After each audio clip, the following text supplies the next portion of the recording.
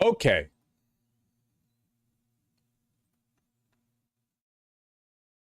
You guys see this shit? I don't know why you would have. Except it kind of went a little viral on Twitter. Take a look at those goddamn pants. I know, right? Men of the West, this is what they've taken from you. I don't know what ethnic, social, or religious group has done it. Some people claim it's some groups, some people claim it's others. I'm not here to weigh in on it, but somebody has taken big pants away from you. Is that Willem Dafoe? Yes, that's Willem Dafoe and Tom Hiddleston. I don't know the fella in the middle.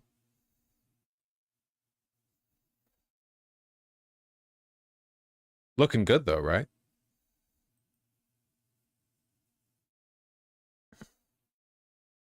Thoughts on suspenders? Well, if you're wearing pants like this, you might as well.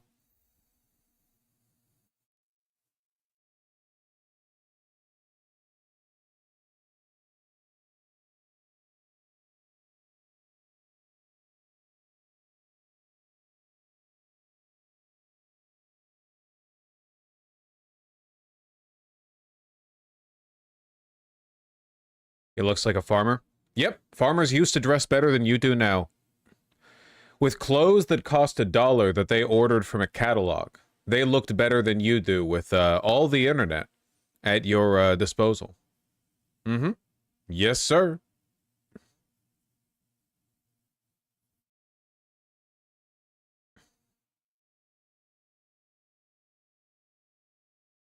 Why the fuck are you all speaking not English? Get out of here with that shit.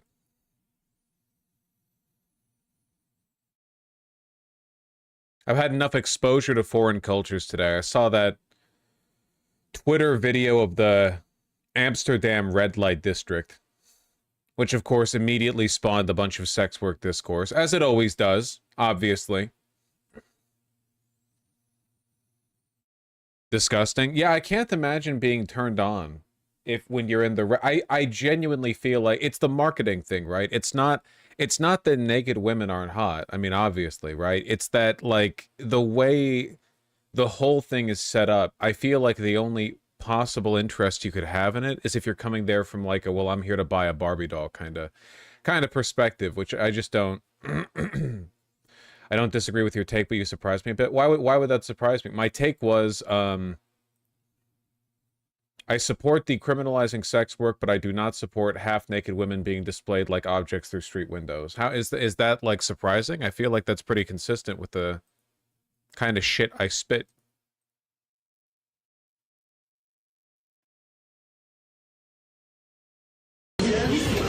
Loud. Whoa.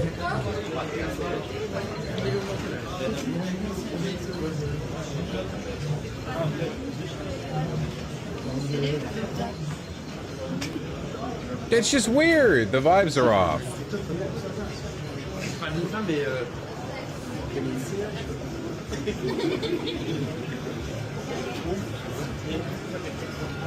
Little too much of an auction for you? Yeah, unfortunately, like, you can decriminalize sex work all you want, but the way people perceive sex workers is as, like, an object to be bought and used. That's just, like, the general culture. I don't know if we're ever gonna fix that, really.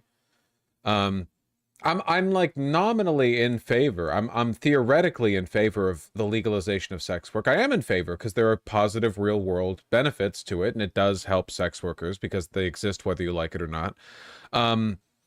It's just that like, because like in theory, right, you know, you just want to have like a professional, right? Like if I'm like, damn, I want to go for a game of tennis, but I've got no one to play tennis with. Let me find a fucking local tennis professional to serve my shit or whatever. It's like, yeah, what if you want your shit slop nasty style? Like, okay, go to a professional, right? Well, there's the lady down there. But that's not, like, in practice, that's not how people treat it, right? No one's like, damn, I could get my shit slap nasty style.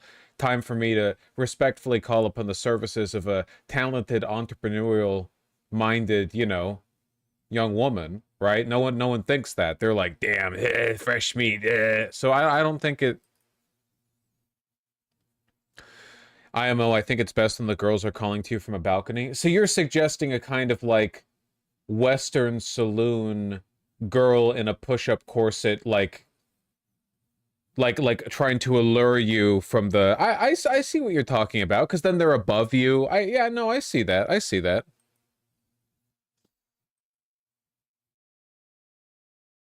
Yeah, Bourbon Street vibes, exactly. I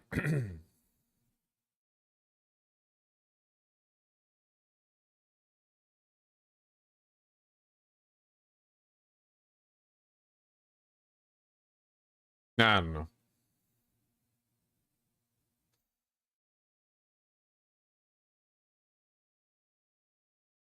Why is Pokemon Center trending? I don't know. What am I, trans? Why would I know about that?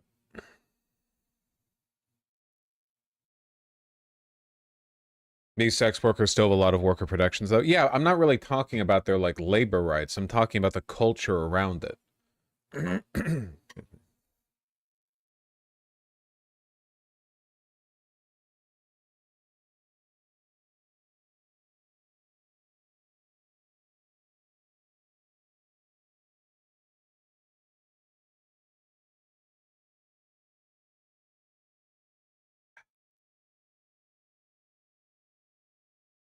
Fucking love coffee.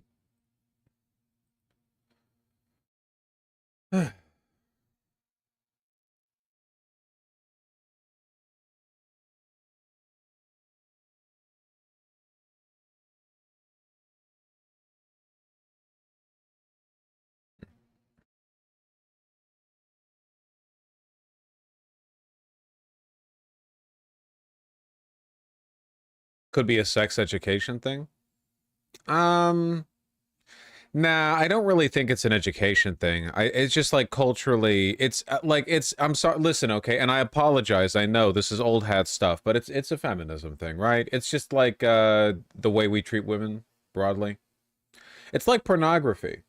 Like there's a pretty big gulf between we need to ban all pornography, a la Mike Lee style, and hey, it's kind of fucked up how it seems like 99% of pornography is like teen girl disciplined by daddy slash teacher or something. It's like you can read into that, right? You don't have to be a fucking genius to understand the issue here is at least somewhat cultural.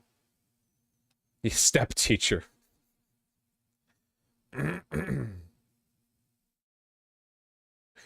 Right, but you got to educate that out. I don't think that it's education. I just think it's like a bigotry thing or like a prejudice thing. Like I don't think that it necessarily correlates. What do they say? Like, sexism is the oldest prejudice.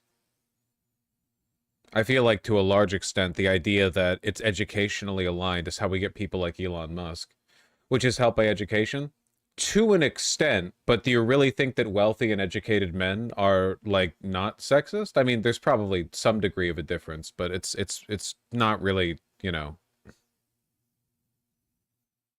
clearly doesn't square the whole circle.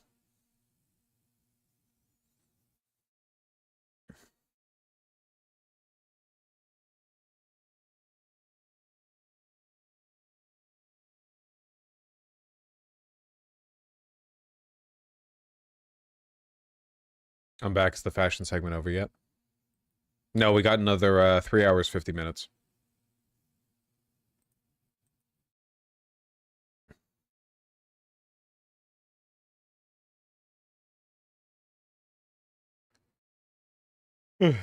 Educated sexist men aren't educated about the things that would make them not sexist. I just don't think it's an education thing at all, right? I think sorry, I'm pretty tired today.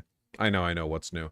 Um it's the you can't reason a person out of a position they didn't reason themselves into thing all over again, right? Like why would anyone assume it's just not an education thing. I mean, like education might correlate, but like biases are almost like definitionally not rational. Yeah, I don't know how much that's being swayed over by education.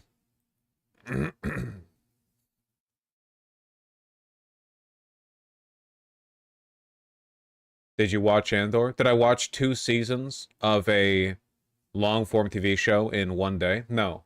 No, I didn't. I feel like Vosh is telling on himself. There are lots of other kinds of pornography. I think the worst kind of people to talk with when you talk about like sexism and the pernicious problems with sex work are the disingenuous motherfuckers who feel really defensive whenever you criticize pornography, so they pretend that identifying the obvious problems with the culture is like you being sus and not them being weirdly defensive, you know? As, like, look, why would you pretend that it's not an issue? Come on. Jesus Christ. Like, you're only shining a spotlight on yourself, man.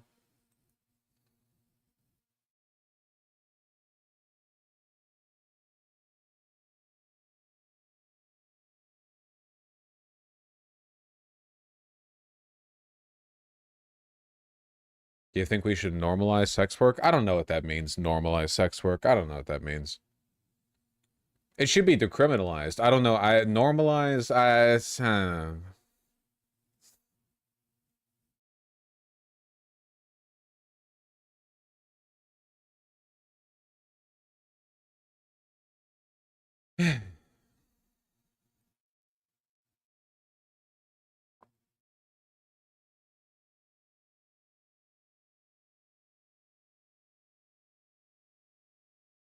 That's why I only consume drawn porn. Well, it's a good thing there are no pernicious, you know, like, socially negative trends in drawn pornography.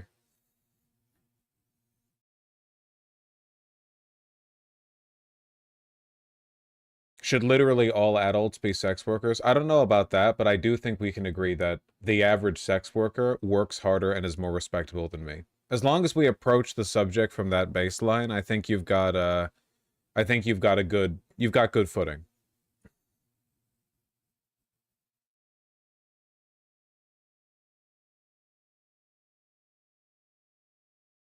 I thought being a streamer is the hardest job. Yeah, but half the sex workers these days are streamers anyway.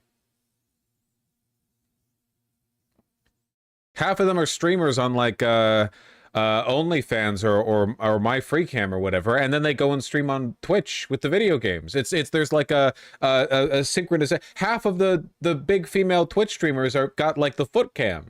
They've like, here's my face, here's my hands when I'm working the keyboard, you know, 300 APM fucking Valorant gameplay, and then here's the foot cam where I'm squeezing my toes.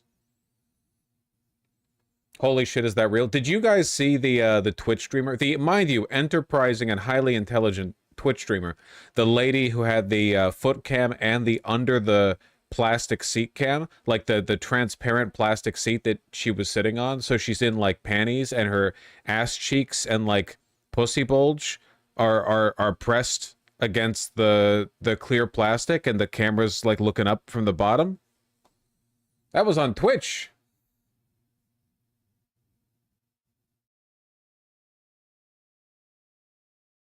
Name? No, I'm sorry, I don't know the name.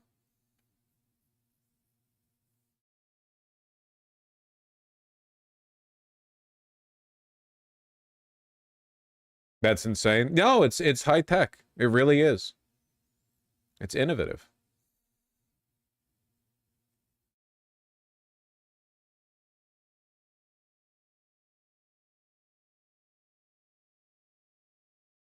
Which is weird. Yeah. I don't really have an issue with sex work, I guess, in concept. I will say, though, I do still, and I maintain this, because I had this position back during the, like, big drama blow-up with cam girls on Twitch.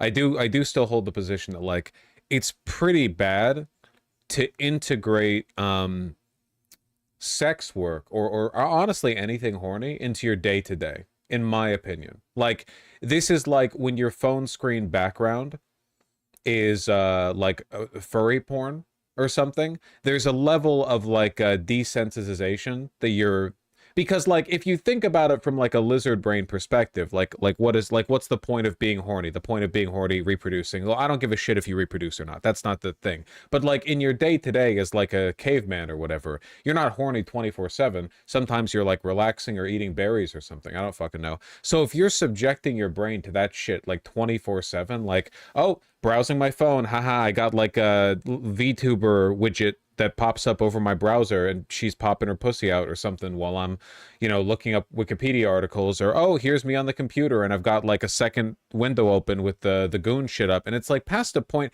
and that's where I think these Twitch streamers fall under, because you're watching a Twitch streamer and she's got the pussy and ass cam and the foot cam and stuff, and it's like you're watching this shit for hours at a time. You're not jerking off the whole time. You're just like ambiently consuming erotic material. That's like, you are destroying your brain. You're destroying your brain. You're not supposed to do that.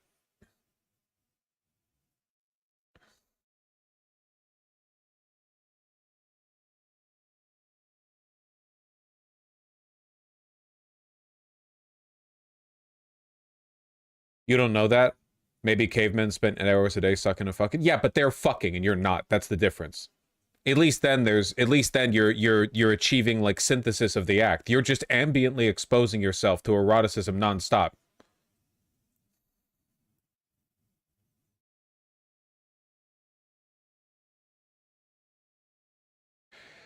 I agree it's harmful, but this feels like appeal to nature. Well, then, if you agree that it's harmful, then you don't think it's appeal to nature. Appeal to nature is only a problem if it's fallacious. Like, saying it's bad to cut off your arm is an appeal to nature in the sense that the human body doesn't deal with having its arm chopped off well. Like, I mean, I suppose I am appealing to nature, but not in like a broad moral sense. I'm saying like we're literally just not designed for that. You know?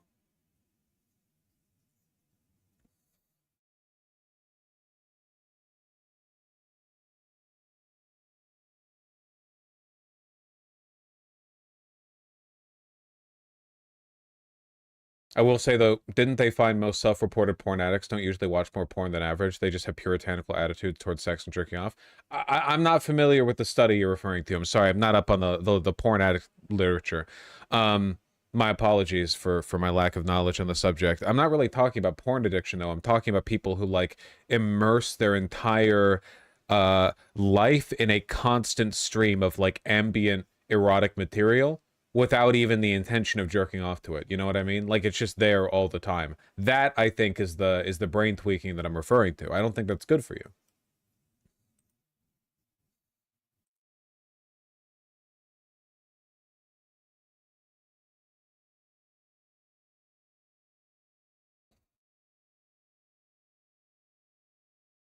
Is that a new thing though? What about dudes whose room was covered in posters of bikini girls in the 80s?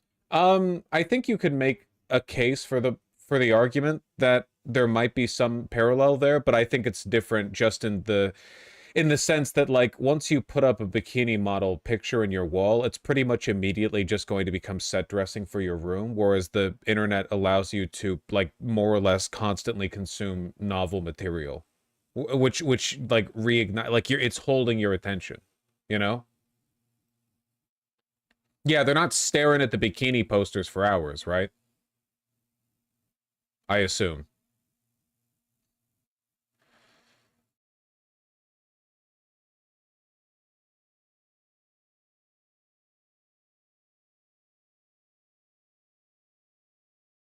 But isn't a phone background also set dressing? Maybe. I mean, I was saying like putting furry porn as your phone background, not like a pinup model. I think a pinup model isn't quite the same level as like having pornography as your phone background screen. Show us your phone background now. I'm passing the goddamn sniff test, motherfucker. Pathologic wallpaper. Oh. On the polyhedron. That's right. He's got witty retorts and he's got artistic taste. Oh, and you're thinking, oh, I bet he's only got one high quality phone lock screen. Well, Kim Kitsuragi. Motherfucker. Sit the fuck down and donate.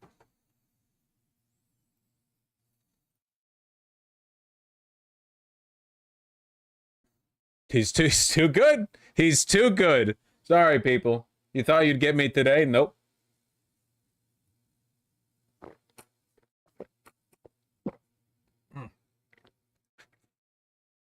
I just fucked up that sip, man. That was not, I did not have the coffee cup tilted at the right level.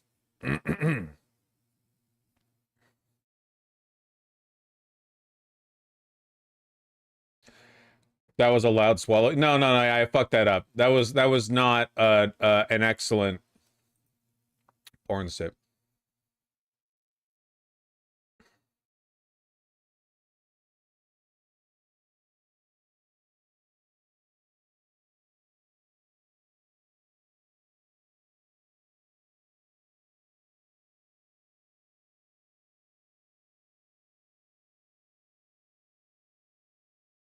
Porn sip? Sorry, I was reading chat. Trying to see if I can find somebody to yell at. I don't think I can. High quality content.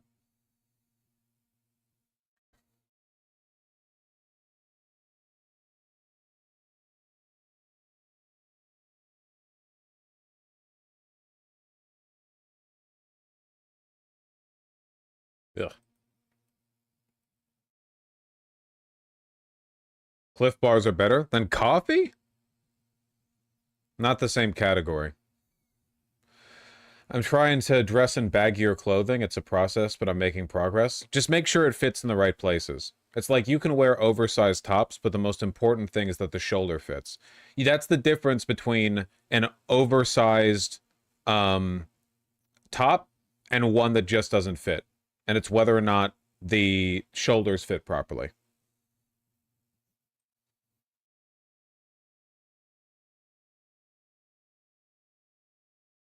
I linked a vid twice if you want to yell at me.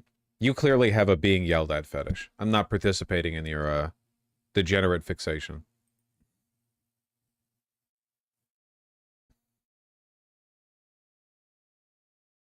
And baggy trousers need to be the correct length. Well, you can stack them, but you want to make sure they fit the waist properly.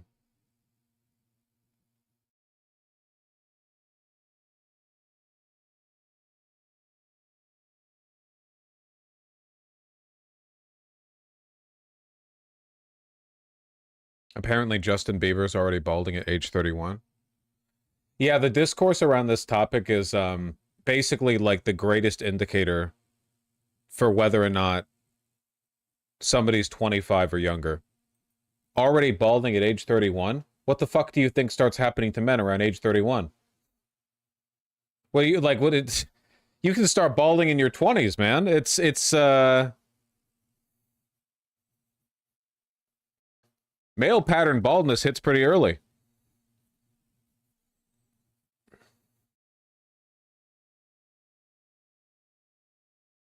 Now you can start at 18.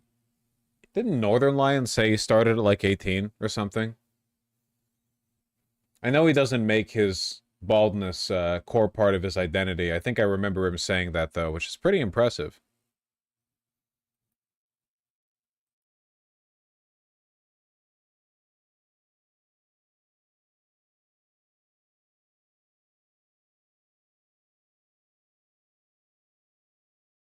Any thoughts on fetish-themed games? That, genuinely, that to me is crazy, and I would judge a person as a friend for really playing those. Because that's like, if you want to jerk off to porn or whatever, or have sex or something. I don't understand why you're playing a game. Like, it's not like the game is good. I just don't, I don't get that at all. I just don't.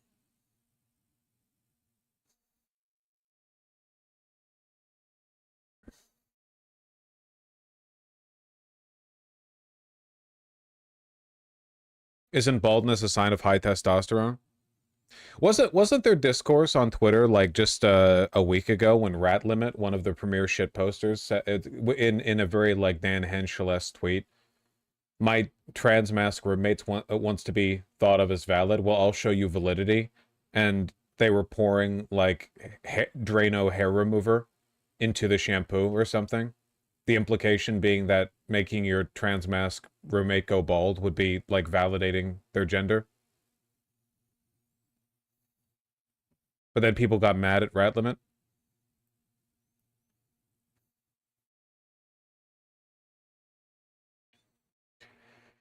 It sounds like your objections scale with engagement, like how much the user has to do or how much they have to pay attention to the porn. Does that sound right to you? I don't know. I guess, pardon me for being, like, old-fashioned, I guess. I think that if you're looking at porn, it should be because you're horny and you want to jerk off. I'm not saying everything that's erotic can only be consumed for masturbatory purposes. Like a movie that's R-rated because it has tits. It's like, well, why would you watch that movie if it has tits? You could just look at porn and see many tits. I'm talking about, like, things that are obviously meant to be erotic. Like, I don't understand. I don't understand, like, why you would cheapen both that and the other medium you're consuming by making them, like, by unifying them.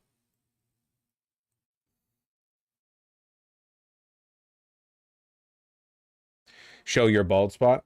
I can't because I don't have one, but also when you tilt your head forward, there's basically always going to be a spot in your head that looks like it's balding because that's where all the hair is parting from. And if I show it, people will be like, holy shit, Vosh is going bald.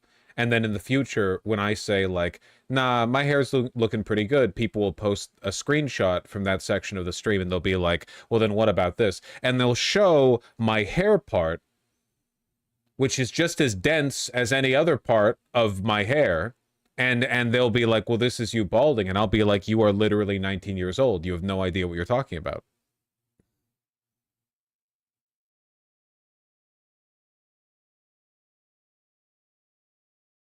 Okay, bro, just say you're scared to do it. I'm saying you're too scared to see it.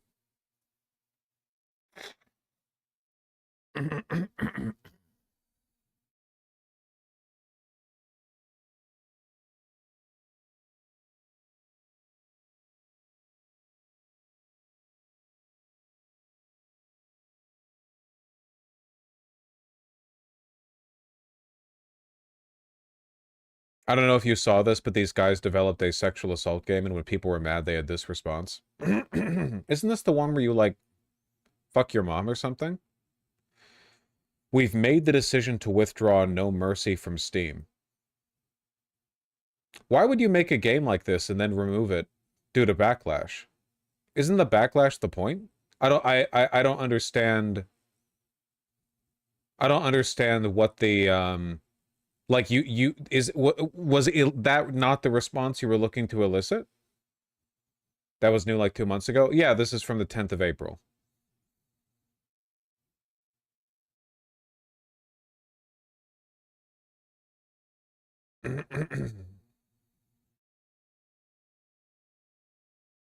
They got put on the woke games list for having a woman in the game, so they had to remove it. Oh.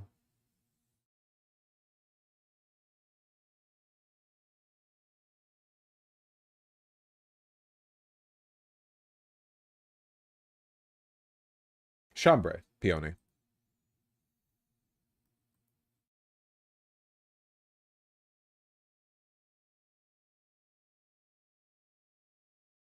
Why does the stream title end with a comma? Because woke-ass YouTube won't let me put in more than 100 characters.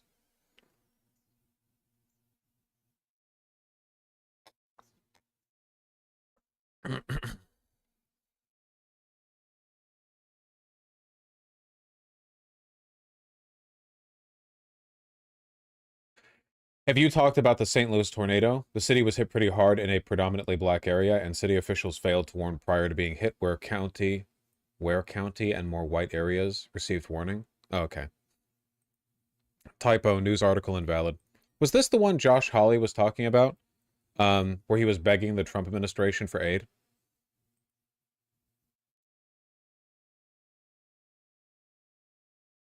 It's pretty crazy, yeah. EF3 tornado. Yeah, I mean, we probably saw the videos from this one, right? Tore off some roof. Did a lot of damage. Yeah, here we go. Here's the video clip.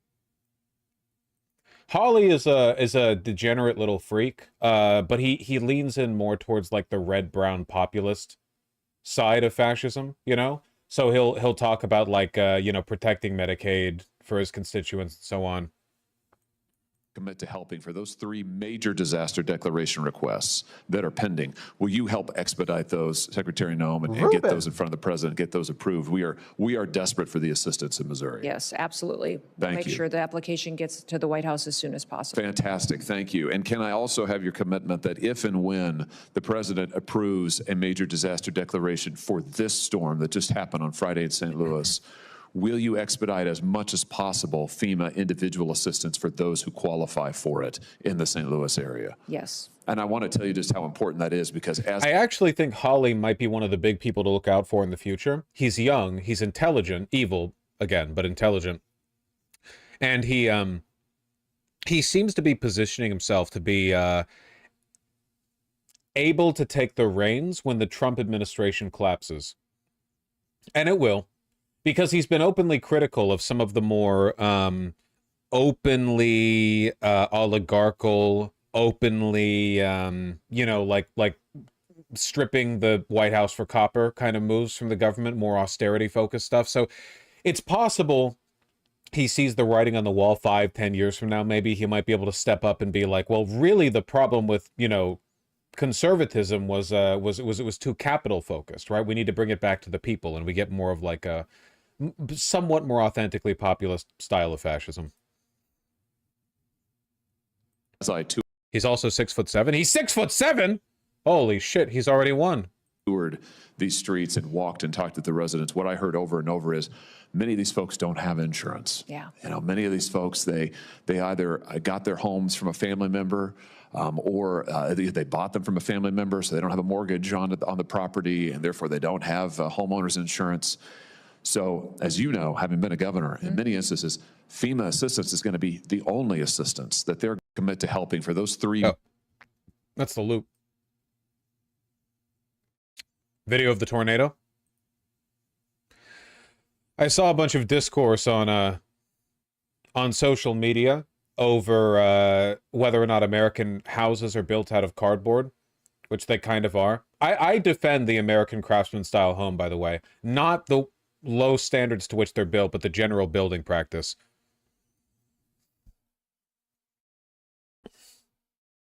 European countries are a lot more dense, and they don't have as much lumber.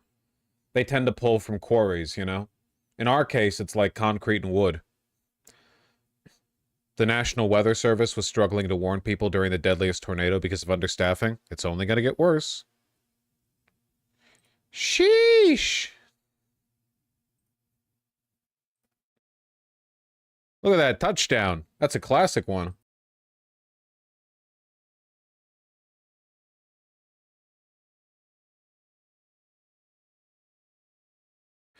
Also, this is kind of far north, right? Ah, it's Missouri.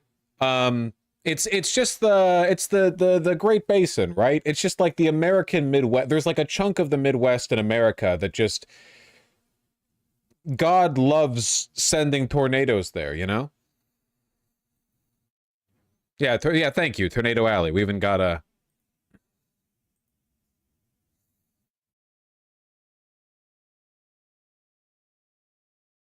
the one that hit St. Louis. Oh, please. Oh, yeah, here. From the western windows of the Gateway Arch. Whoo! And we've had people send in reports. That's the service is saying at one point it was likely a mile wide. Again, that's pretty hard yesterday, too, so we'll get a lot more information. But that was fatalities and my hearts and, of course, everybody here. There's a tornado somewhere in this big cloud.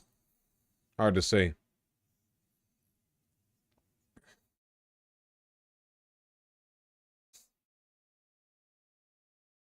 You hear about that dust storm that hit Chicago last week? No, actually. Might have skipped me by. Yeah, it's rain-wrapped, which is really dangerous. Yeah, because then the tornado can fling little drops of rain at you at like 500 miles an hour. Knock your teeth out.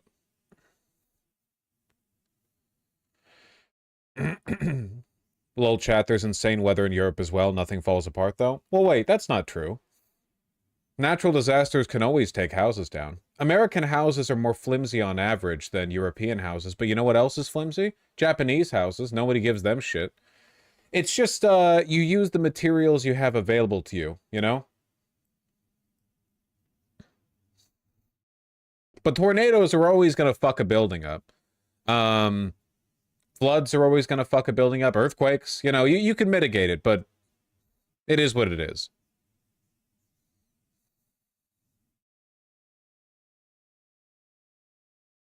Japan banned traditional style Japanese houses made out of paper and wood. Alas, too flammable, maybe.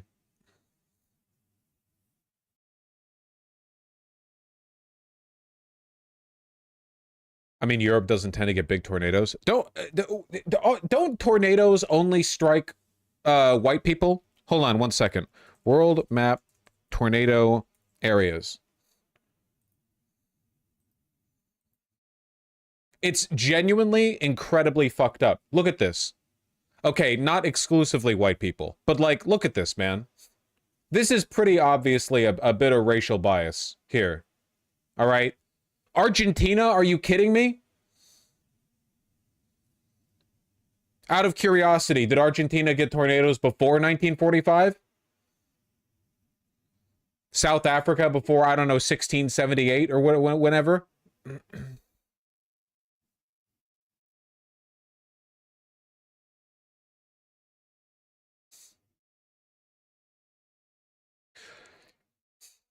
Dude, to be fair, this map also includes like 90% of East Asians. Yeah.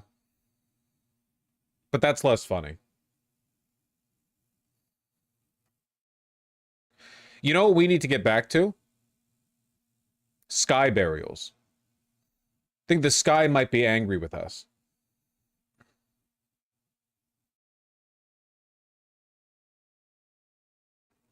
FEMA still hasn't done shit since Noam lied to Congress. Well, Noam only talked to Congress a few hours ago. But yeah, FEMA, these hurricanes were devastating. And the Trump administration still has not helped. Sorry, I was trying to find a link that wasn't blocked. Oh, Jesus, look at that. To one critical mistake and one miss button. Right. End of the day, this was a human failure. As a deadly tornado hit St. Louis, the city's warning siren stayed silent. The mayor says it all came down to one critical mistake and one miss button. Right now, hundreds of our neighbors are looking for a place to lay their heads. This morning, the shelters open across our city. We're live at the latest as the need continues to grow. This is Today. Still, do you think they're going to? Do you remember that tweet from Sean, like Skullhead Sean, who said after Elon bought Twitter, the problem is that Twitter wasn't run by a bunch of lefty woke lords. It's that Twitter was run by money-making business people. So Elon's going to keep undoing things and then redoing them hastily after realizing why they were implemented in the first place. That is going to be the Trump administration, right? Elon runs in with Doge, they fire everyone and so on, and then what happens? They hastily rehire a bunch of people. They haven't cut any spending, literally, like the government's spending more money than ever, and the country's like rapidly falling apart. Like that's not even an exaggeration. That's not like a partisan exaggeration or anything like that. Like very basic infrastructure, like the National Weather Service, for example, or FEMA. You can't not have FEMA. It's all well and good to say like, well, the states will pay for it. No, they won't. They don't have the money. All the money's been siphoned off by oligarchs and corporations who sit in it and leverage it to borrow more debt from banks that they can then loan and use and invest and get money from it, okay? We did the whole thing. We've done the monetary policy bit, which we'll continue to do. All the money in America is sitting in dragon hoards that dragons use to leverage for loans, okay? So they don't have the money for FEMA. St. Louis, focused on you. Bosch becoming a communist is kind of annoying. Yeah, it's fucking annoying for me too, motherfucker! It's crazy! Why don't more people talk about this? Like, people are like, dude, cut the Pentagon. But fuck the Pentagon. The Pentagon is peanuts compared to the amount of money that's sitting out of the economy. Literally, it's like, oh, what if we cut the Pentagon spending? You could cut it by 100% and you wouldn't fix the deficit. You wouldn't even come close.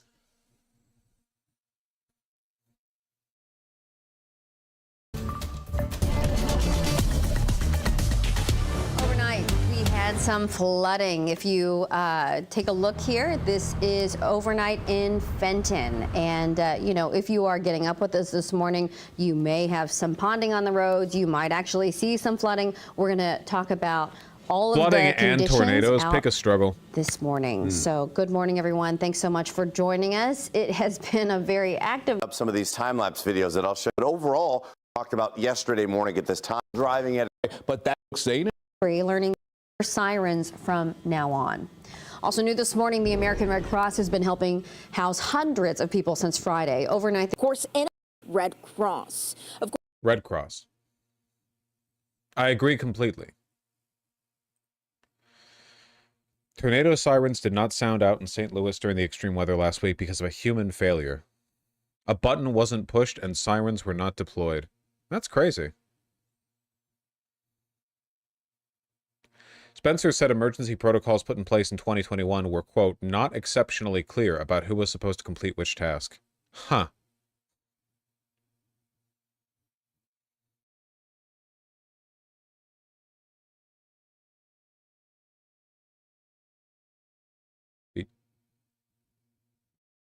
Waiting to call the Missouri National Guard. Yeah, I don't know. Stuff like this is only going to get worse. We're still not in hurricane season. Like, hurricane season is coming up, and if you think, like, if FEMA and the National Weather Service are flustering here, oh boy. Give me that sea temperature chart. Hold on one second. Sea temperature over time chart. You've seen the chart before. It's the doom chart. It's the chart that foretells our demise. You know what I'm talking about. There we go. Hey, good news, folks. Actually, looks like the 2025 line is lower than the 2024 line. That's not too bad. Looks like it's more in line with the 2023 line. Thereabouts, you know, more or less. I guess global warming isn't real after all. That's the Trump effect. That's the Trump effect, baby.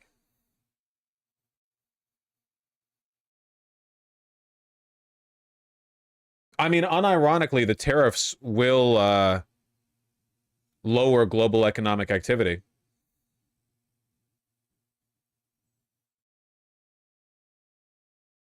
When I say fuck this gay earth, this is the map I'm referring to.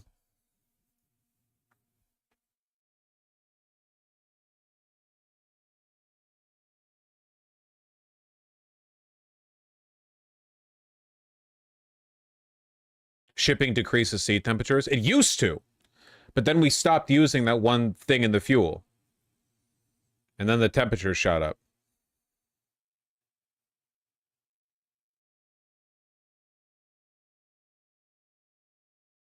Yeah, see, between 2020 and 2021, there was a bit of a decrease due to the lowered economic activity from COVID, though it was only the beginning of 2021 because, you know.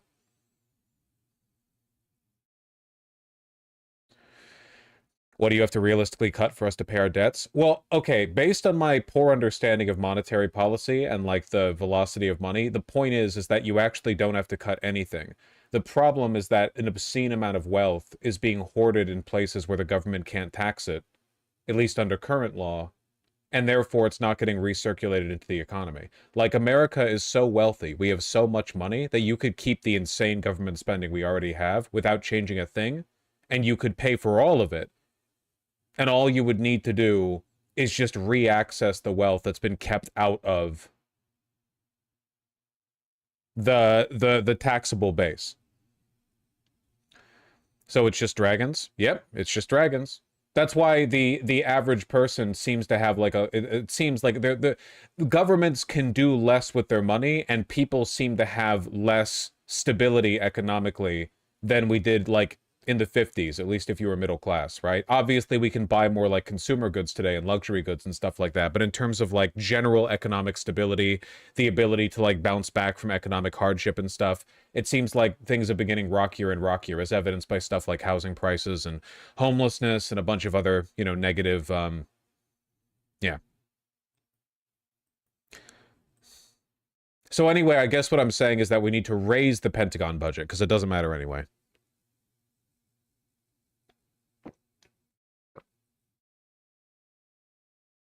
Okay, out of coffee.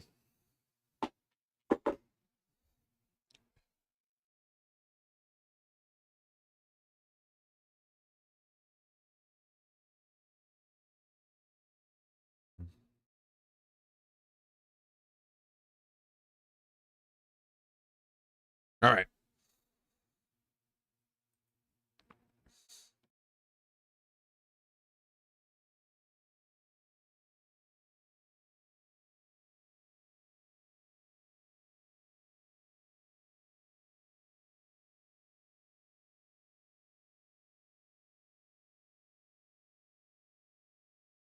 Oh, fuck. Marker.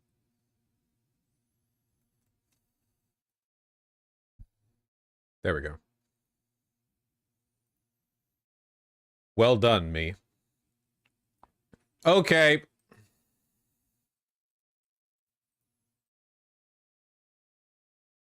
It's time to get serious. This shit...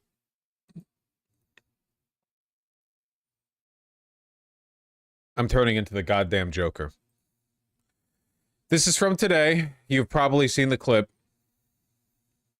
Thank you, Mr. Chair. Good morning. Good morning. Madam Secretary.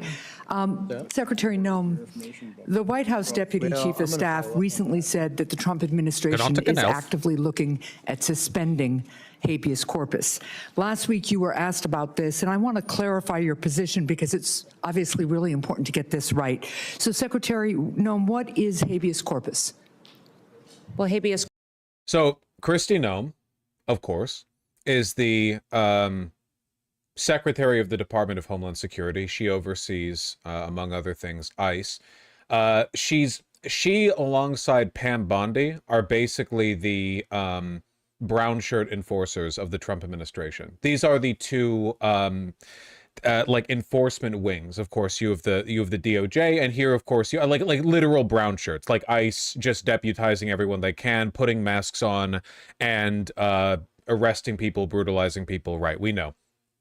I've said this before, and I still think it's interesting, but in spite of what you would think would be an immediate weaponization of the FBI has actually been quite quiet over the past few months. My speculation, I guess my thinking on this, is that there's been a lot of difficulty from the side of the Trump administration in properly weaponizing them. Because if you think about it, the only real attack dogs from the DOJ that you've seen are direct Trump appointees, right? Like Pam Bondi herself. Every time the Justice Department sends one of its lawyers over to deal with a federal injunction, for example, the lawyers are like look like they're being held hostages, right? Like we've seen this happen multiple times. One of the lawyers even got fired. The one who I believe who went to speak with Judge Zinnis about the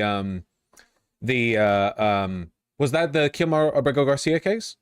Where he showed up and he was like, yeah, I don't really know what the legal pretext for his removal was. I don't know what I'm doing here. Please don't ask me any questions. I'm scared, mommy. That one. Like the lawyers for the DOJ are not on the train. They're not on the Trump train, right?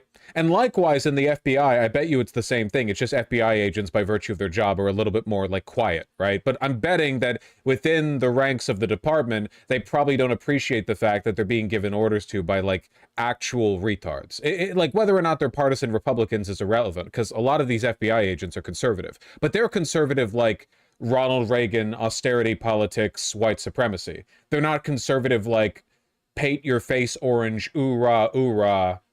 We're pro-Russia now. Wait, maybe we're not. We don't know. Like, it's a different thing, you know? It's a different thing.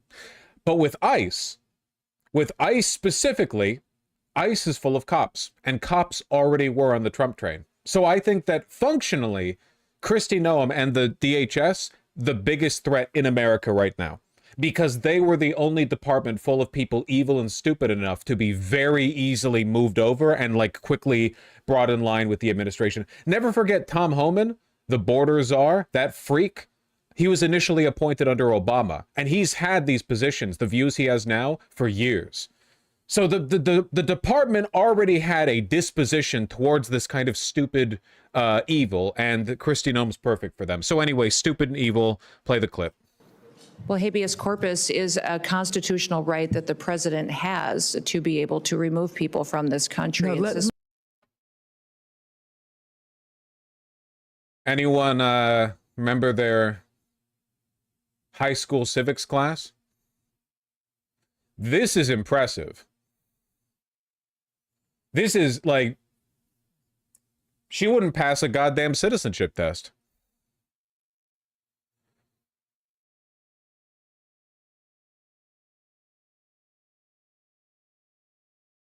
Isn't it that what people need to know what they're being arrested for? It's due process. Habeas corpus, it's essential. It's due process. She just described the opposite of due process, essentially. What's incredible to me is that this answer is stupid enough that it doesn't even work in a like Overton window shifting the realm of discourse kind of way. It seems like she actually thinks that. I think she thinks this. I do. I genuinely think that she believed it when she said it.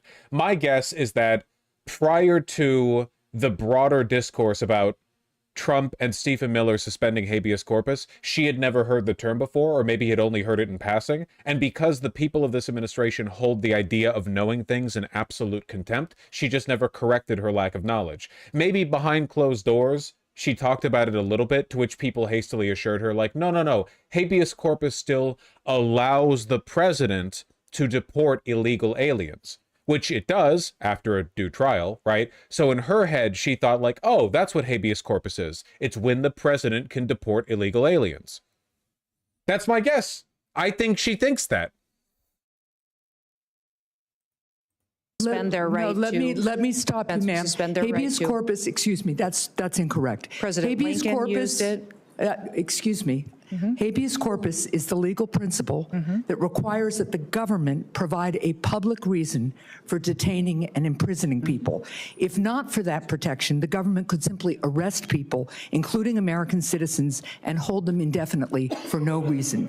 Habeas corpus is the foundational right that separates free societies like America from police states like North Korea.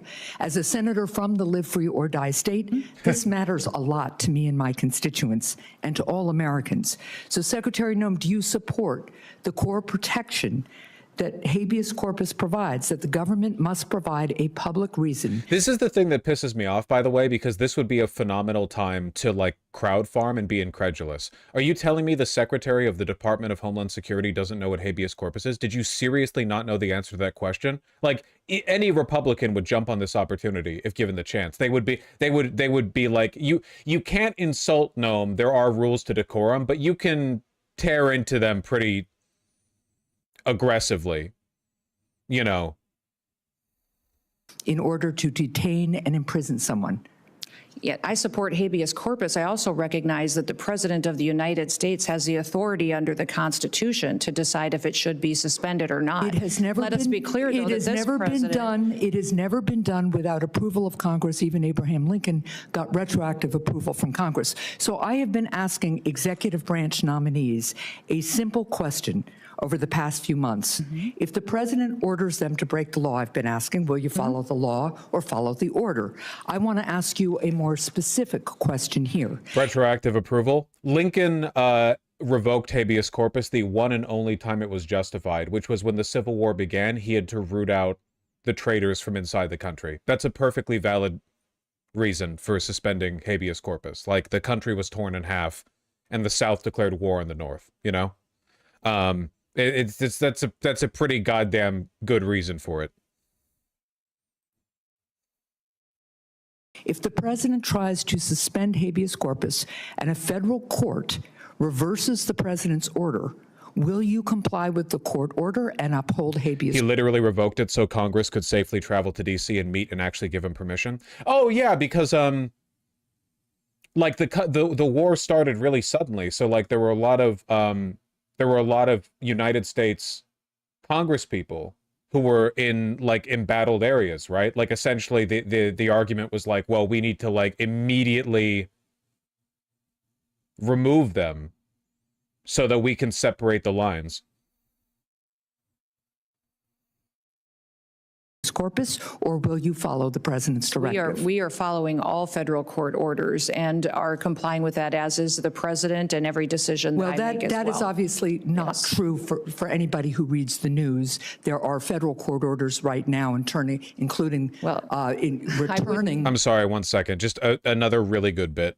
And every decision that I make as well. That is obviously habeas corpus, or will you follow the president's directive? We are following all federal court orders and are complying with that, as is the president, and every decision that I make as well. That is obviously not true for anybody who reads the news. There are federal court orders right now, including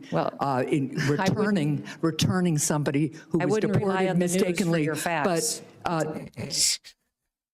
Again, we're really, really lucky that these people are fucking retards. Thank God Stephen Miller is more of a big picture guy who wants to work, you know, like right next to Trump rather than managing one of these departments, because he would be way the fuck more threatening running the DHS.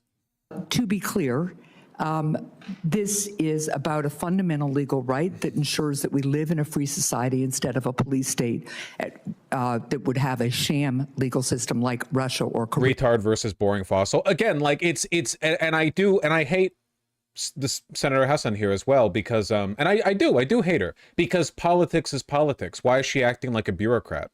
She's acting like she's scolding somebody in a private performance review, you know? Politics is politics. It's about crowd fare. Why are you just like correcting her? You should be playing it the fuck up. The Secretary of the Department of Homeland Security doesn't know what habeas corpus is. It's insane. Like, why are you so bad at your job? Why are you so bad? The whole point of this is to open these cabinet members up to public scrutiny and to make a spectacle of them. North Korea. She's acting like she's correcting Noam's behavior and expects Noam to improve by her next meeting. Yeah, like a teacher and a student. Oh, I'm very disappointed in you. You've been doing very poorly. You don't know what habeas corpus is, and you've been breaking the Constitution. Well, we'll see you in a year. What? So I'm glad that you have now committed to following court orders. I'm glad you believe in the basic freedom. See? For Americans, if ordered to do so by a court. And again, I want just to make clear that it is critically important that even if the president tries to suspend the right of people to know why they've been detained or imprisoned, if a federal court reverses that order, that you will follow that order. And I hope all members of the administration will, because it's obviously critical.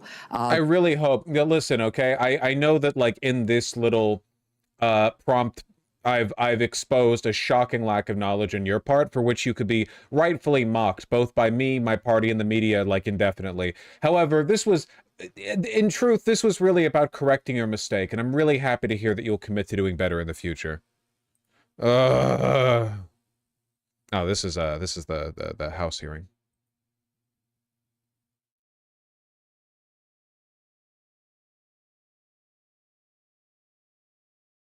He was really taken to task there. Yep. Really got a good scolding there. There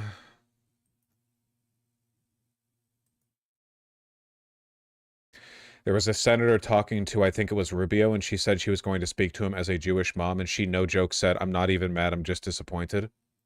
Yeah. That sounds about right.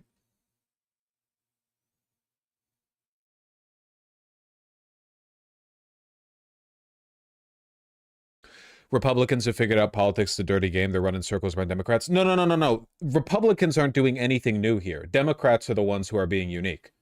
For basically the entire history of Western democracies, parties have been relatively cutthroat. You can look back at the history. FDR is the example we go to most readily, but literally look at like how the parties behaved any time before Reagan. Any time before then. And you'll find like even liberals, right? Compared to today, aggressive, willing to denounce their opposition, to make bold claims. They knew how to play politics. It's only post-Reagan. Reagan, Bush, and then Clinton Dickless Clinton, he comes in with the message, well, we're not going to fight you on the economy. Since then, it's all been downhill in terms of like, you know, liberal spinelessness.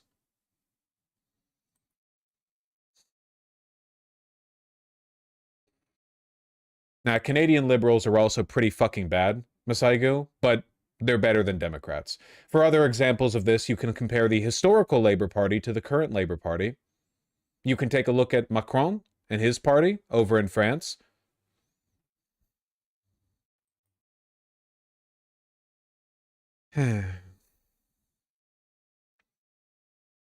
80% of Germany? I don't know.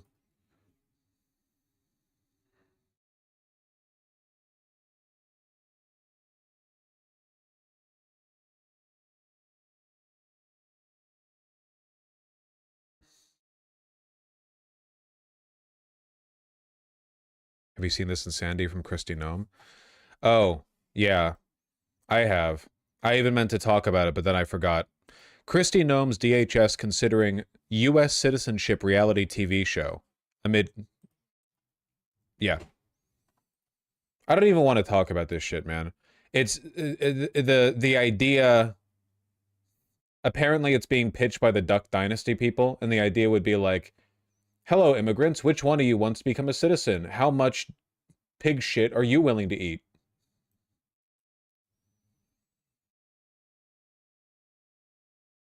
Very American.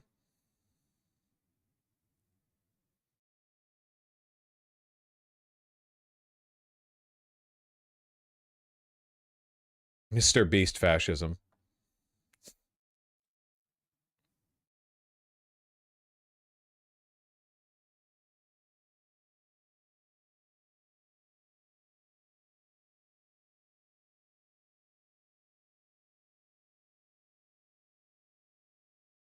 Orsov, who wrote the 35-page program pitch, is known for his involvement in reality TV shows The Millionaire Matchmaker, Dating Naked, and Duck Dynasty. Challenges across the country for the honor of fast-tracking their way to U.S. citizenship. Phenomenal.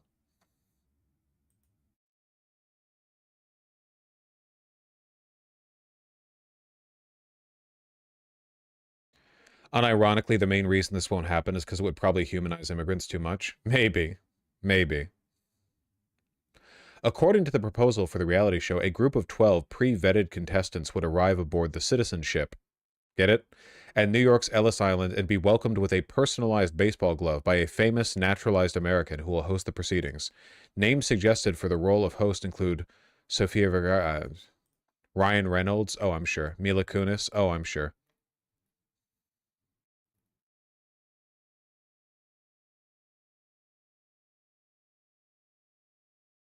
Competing in cultural contests specific to each region.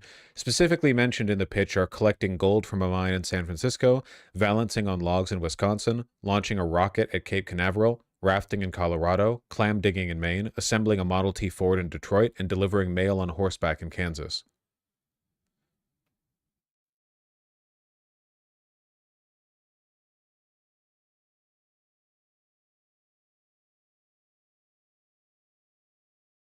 Cousin fucking in West Virginia.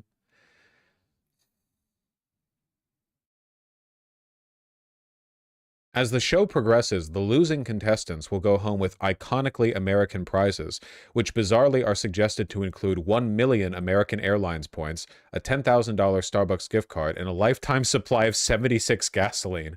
No companies are believed to be connected with the proposal. Orsov reportedly says in the pitch not only would the show be a commercial hit, but it lends itself to enormous corporate sponsorship opportunities. It's so tacky. Yeah.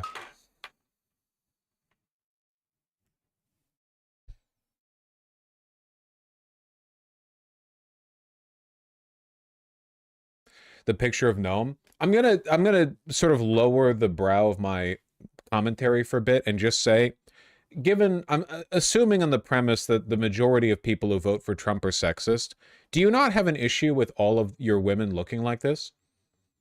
Like, does it not in your mind? I think this has to be some kind of like Madonna whore thing where you want to like does the average Trump voter look at the way they all look and think like I'm glad they've been dolled up for me. There has to be some, because this isn't being done for no reason, right? If you take a look at how Democrat women look, for the most part, they just look like women. I mean, like older women, I guess, because everyone in the Democratic Party is fucking old, but they just look like regular people. And then every single Republican woman looks like this weird strung out skeleton Barbie, with an overdone tan.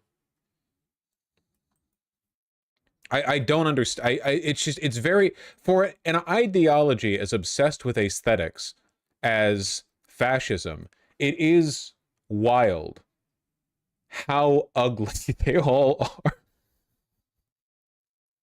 I'm sorry. It's not about like their face shape or whatever. It's just all the plastic surgery and the tanning and so on. It's all freak shit.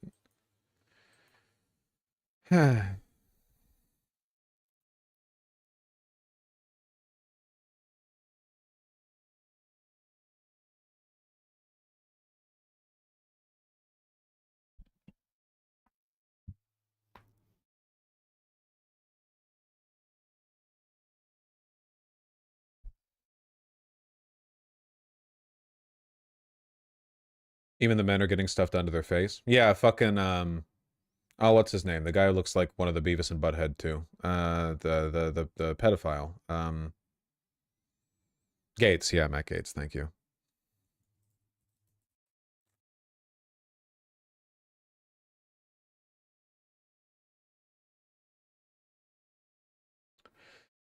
Fascists don't develop a sense of taste, so this is the result. To an extent, I disagree with that. It's just that usually fascists borrow taste, right?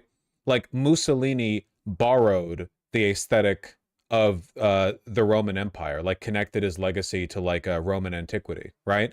And so did Hitler because he was a shameless fanboy, but also to this like kitschy, like you know, German fairy tale romanticism or whatever. Like there were like not so much creating something, but sort of borrowing something. What does this borrow from? Like chitsy 90s reality television? I don't understand. It's listen, okay, if you look at the aesthetics of the Trump administration, you are not looking at like a veneration of Western legacy or whatever, right? You're not looking at like people whose idea of the ideal feminine aesthetic comes from statues carved in marble. You're looking at people who have like I don't know, it's all Jersey Shore shit.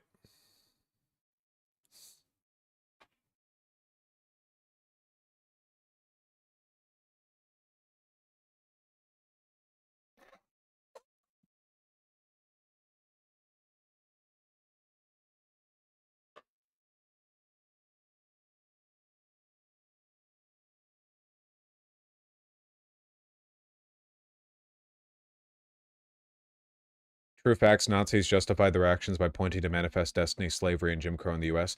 That's true to an extent, but sometimes I wonder if that gets, like, overstated. Like, two people in chat said basically the same thing at the same time, which is that the Nazis took their cues on racism from America, which isn't true, right? Like, they pulled from a literally millennia-long anti-Semitic tradition in the region they were in. Wait, that's not true. It's just an oversimplification, right? I worry sometimes people do the American diabolism thing a little bit, where they're like, well, the Nazis learned how to be evil from America, which is like, well, no. I mean, the Nazis justify their evil with like a million different things, but it's not like they didn't know how to be evil. And then they were like, well, over in America, they had eugenics. And they're like, oh, okay, we'll do that. You know, like they pulled from everything they could get. But I wonder if sometimes the over attribution pulls away from the unique evil of the Nazi regime, because sometimes again, like it's you ever, because there's this very specific brand of like lefty criticism where they're like, well, the only reason that America hated Germany is because the Germans were doing that to white people, which is like, that's not true at all. Or I see this one a lot where people are like, America would have been allied with the Germans if it weren't for the fact that they were fighting our allies. Which again is like, that's not true. That's not true at all. What the hell? Where did this come from? You know? Unfortunately, sometimes the lefty perspective on this that I see, it's the same as the Nazi perspective that they take now, where Nazis say, well, actually, Americans were never ideologically opposed to the Reich, right? They were only like geopolitically opposed. And then lefties will kind of agree with that, but it's not true. It's not true. That's not a good thing to say.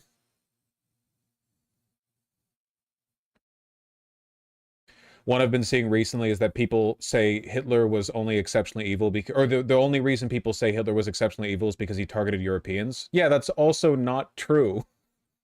That's not true. I don't know why people want to be so contrarian about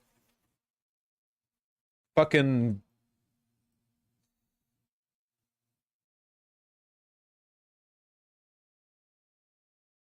Nazi Germany.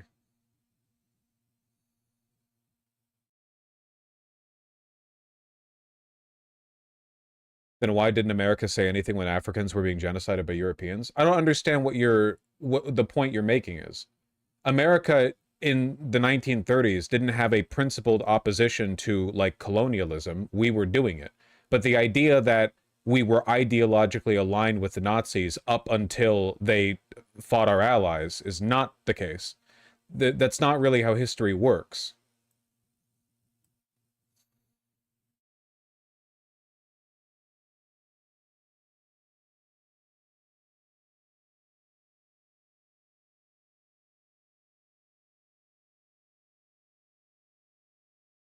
We were also racist. Yeah, but there's a pretty big, like, gulf between being racist in, like, a 20th century colonial way and being Nazi Germany. And if you can't appreciate the difference between those two, I feel like you're really, really, really missing out on, like, the evil of the Reich, right? There's, like, a really big gulf there.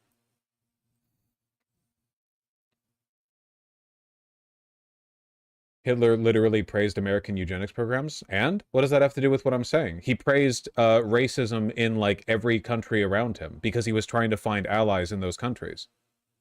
Like you know that he did the same for like racist elements of British society and French society, right?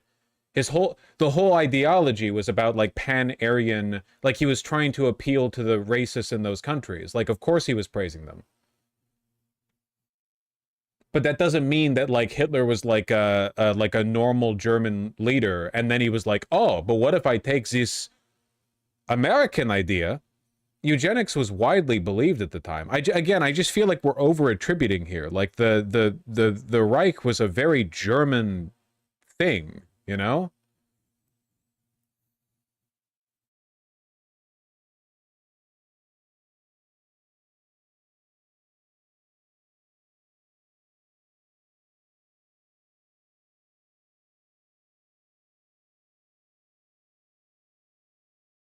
I'm confused by the unique evil point. Wasn't the takeaway from things like the trial of Adolf Eichmann that he wasn't some unique evil monster, but in many ways a regular person? That was about the psychological profile of Nazis. The idea that there wasn't anything different about their brains, but that psychologically a normal person could be molded into that. What I'm talking about is that, like, Nazi Germany, in terms of what they did and what they wanted to do, was not like a regular colonial European regime. And the idea that the only reason America took issue with them is because the killing was being done to Europeans as opposed to non-Europeans is just not true. It's just like lefty contrarianism. And also, to an extent, it's Nazi propaganda, because Nazis love to say, like, no, the American GIs that landed in Normandy or whatever actually would have agreed with the Nazis if it weren't for geopolitical differences, because the goal of the Nazis is to detach anti-Nazism from American legacy, right? The goal of the modern Nazi is to say, no, your great-grandpa who landed in Normandy would have agreed with the Nazis. It was just countries, different sides of the Atlantic, different, you know, whatever. But like in principle, because they were racist, they would have agreed. And I think that kind of historical revisionism is really destructive, because like that's not true. For example, right, the average Union soldier during the Civil War was racist and didn't care that much about slavery, right? Like when the Civil War broke out, because the South, the Confederacy broke off and then invaded, right? The average Union soldier was not like a principally pro-abolitionist guy. They were just defending their country. By the end of the Civil War, if you read some letters that were being written by Union soldiers, they sounded like they were fighting a holy war. Union soldiers were like, yep, just burnt like 600 acres of slave owner crop field. We've dug a few more ditches that we're going to fill with bodies. May God bless us in our holy quest to, like, the tone from the beginning of the Civil War to the end of the Civil War shifted dramatically from the Union side when they encountered more and more of the barbarism and degeneracy of slavery. So, like, was the average Union soldier racist? Absolutely, 100%. But there's a difference. You have to appreciate the difference, right? Was the average American in 1939 anti-Semitic? Yeah, probably. But were they okay with the Holocaust? No. No. The American public did not, in fact, react with indifference when the broadcastings from the camps when we, liberated Berlin and so on. It's just you have to engage with the nuance a bit there. That's all. You get me. Type shit.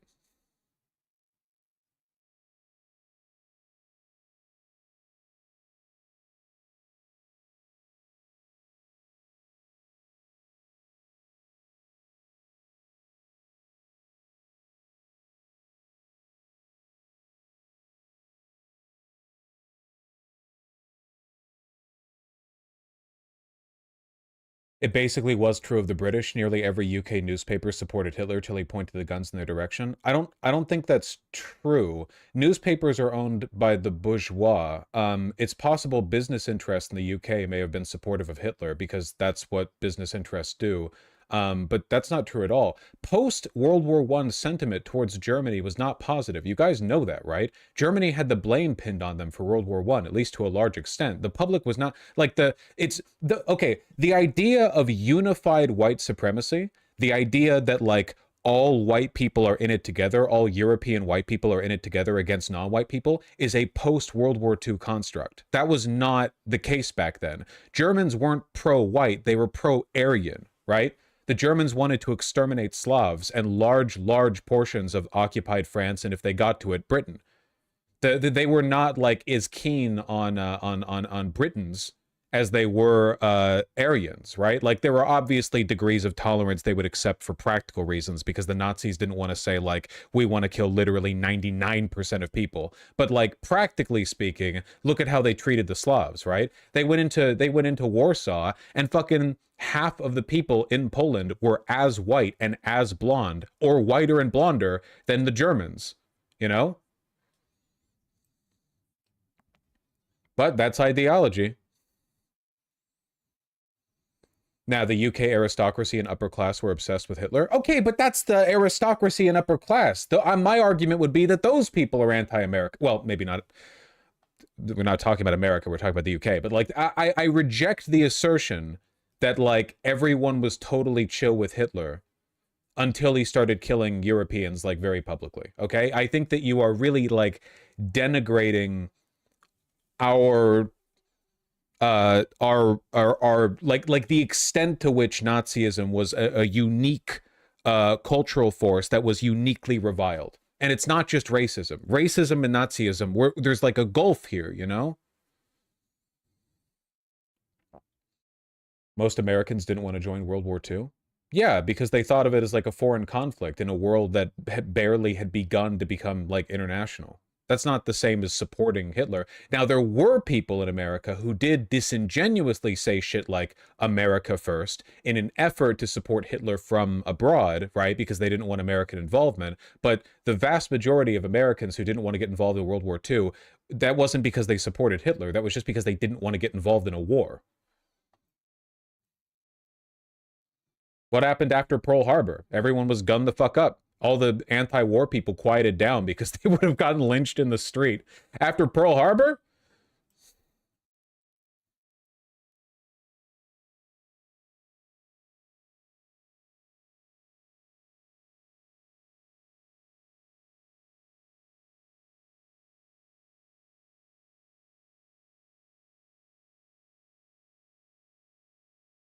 American polling after Kristallnacht? Oh, interesting. Public opinion poll after Kristallnacht. Do you approve or disapprove of the Nazi treatment of Jews in Germany? 94% disapprove. And this was before, like, knowledge of the Holocaust was broadly known. This was just the Kristallnacht, which was, I mean, it was a pogrom, certainly, but the full extent of the knowledge was not public. Just keep this shit in mind when Nazis tell you that, like, the average American would have been okay with the Nazis back then.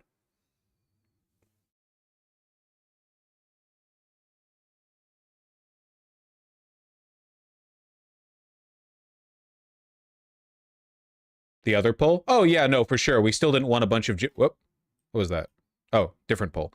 Should we allow a larger number of Jewish exiles from Germany to come to the United States to live? No. Yes, the Americans were still racist and anti-Semitic, but I don't think we should, like, flatten the curve, you know?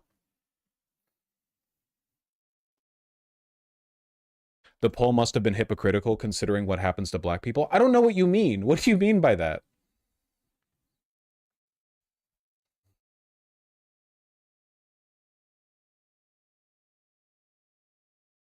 When Mosley marched with 3,000 in 1936, he was met by roughly 200,000 anti-fascists.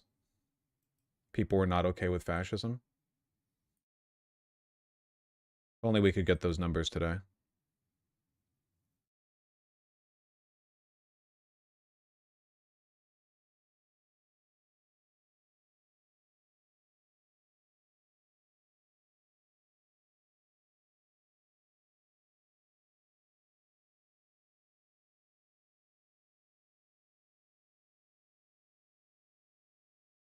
Even after World War II, should we permit more persons from Europe to come to this country each year than we did before the war?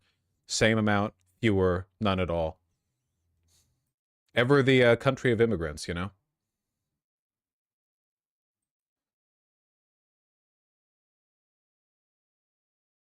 I don't know why chat finds it hard to grasp that humans are all hypocrites who have contradictory positions.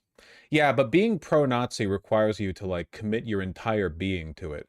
There's a difference between holding, like, a smorgasbord of contradictory, like, post-colonial, racist opinions as, like, an average citizen of the early 20th century America, and being a Nazi. Right? It's just, there's a huge difference.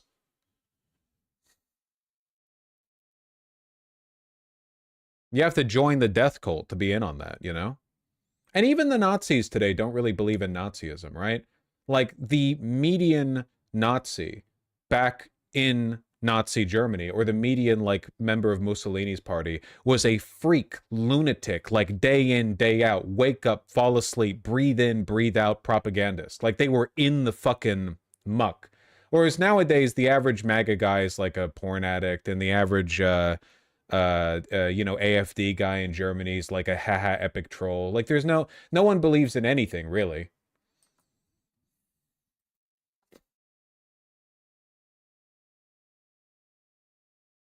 Do you not think you're holding the standard that high that only a tiny percentage of Germans were Nazis? No, but no, not even remotely. A huge number of Germans in Nazi Germany were, like, insanely dedicated to the cause. That's the point. Like, they were super, super, super dedicated. And to a lot of the people who weren't, who were just, like, citizens of the regime, they still had to exhibit day in and day out a level of political commitment far greater than the vast majority. Like, I think that if you took a random, relatively uninvolved, and I'm saying relatively, German citizen from 38, they would be more politically zealous than even some of the most zealous members of the AfD today. Just as a consequence of the environment that they lived in.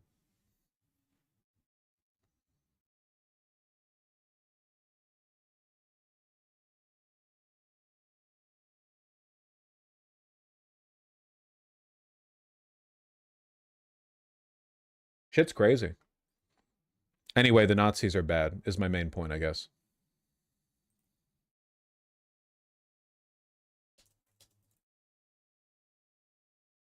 Grok, is this true?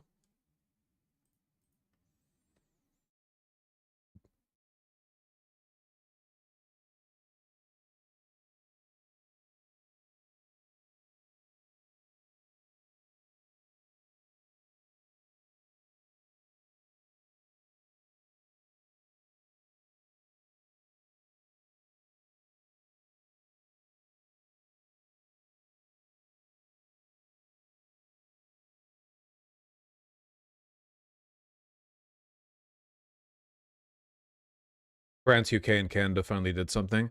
Yeah, I've heard that rumor. Might just be a rumor, though. The fact that Trump is very publicly pulling away from Israel and more towards the Gulf states, I guess, is giving other Western European countries a little bit more gusto with expressing their disapproval of the ongoing genocide. I don't really know if they've done anything. It's just like a condemnation, right?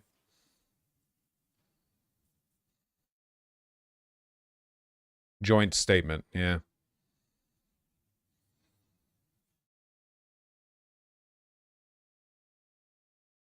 Lamau, so Trump is actually better on Israel?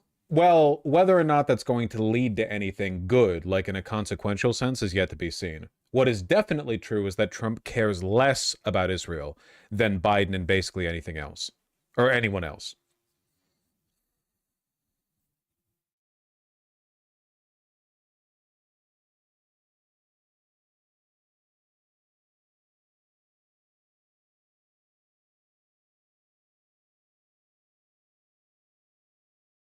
They have done stuff. Yeah, I saw the free trade agreement suspension, but isn't the condition for lifting the suspension only to let aid in? Who gives a fuck? And the genocide. Like it's like okay, we're not gonna trade with you until you let a few more like bags of rice in to the people that you're bombing. You know, like they've set the bar so low.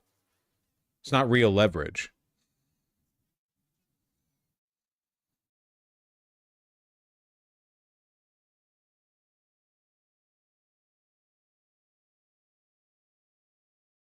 But didn't Trump recently say he's still considering taking over Gaza? I think that when Trump has said that he wants to take over Gaza and build like a beautiful resort, I'm not going to lie, I think he meant it. Like, he's an idiot, but I think he meant that. He wants to be seen as the guy who solved the conflict. He goes in with American support and he fixes all the bad and all the Hamas gets arrested. And the beautiful beachfront property becomes like a resort strip and there will be golden statues of him and he makes a lot of money from it and everyone loves him.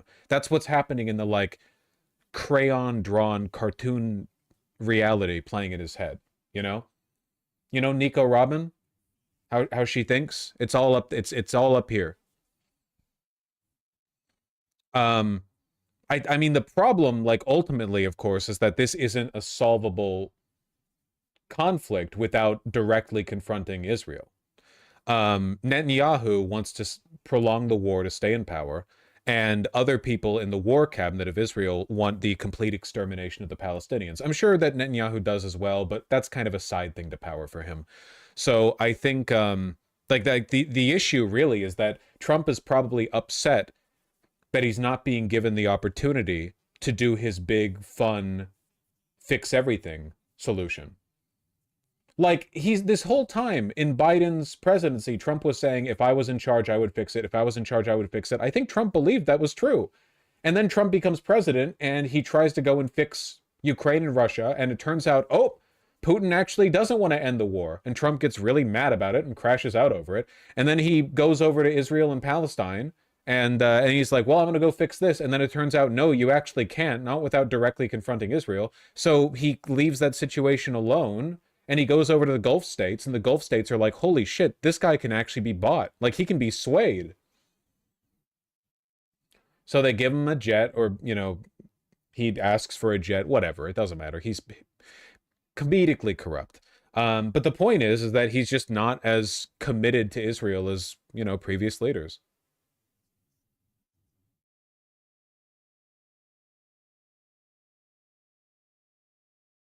UK Foreign Secretary David Lammy speaking on Israel in the House of Commons today.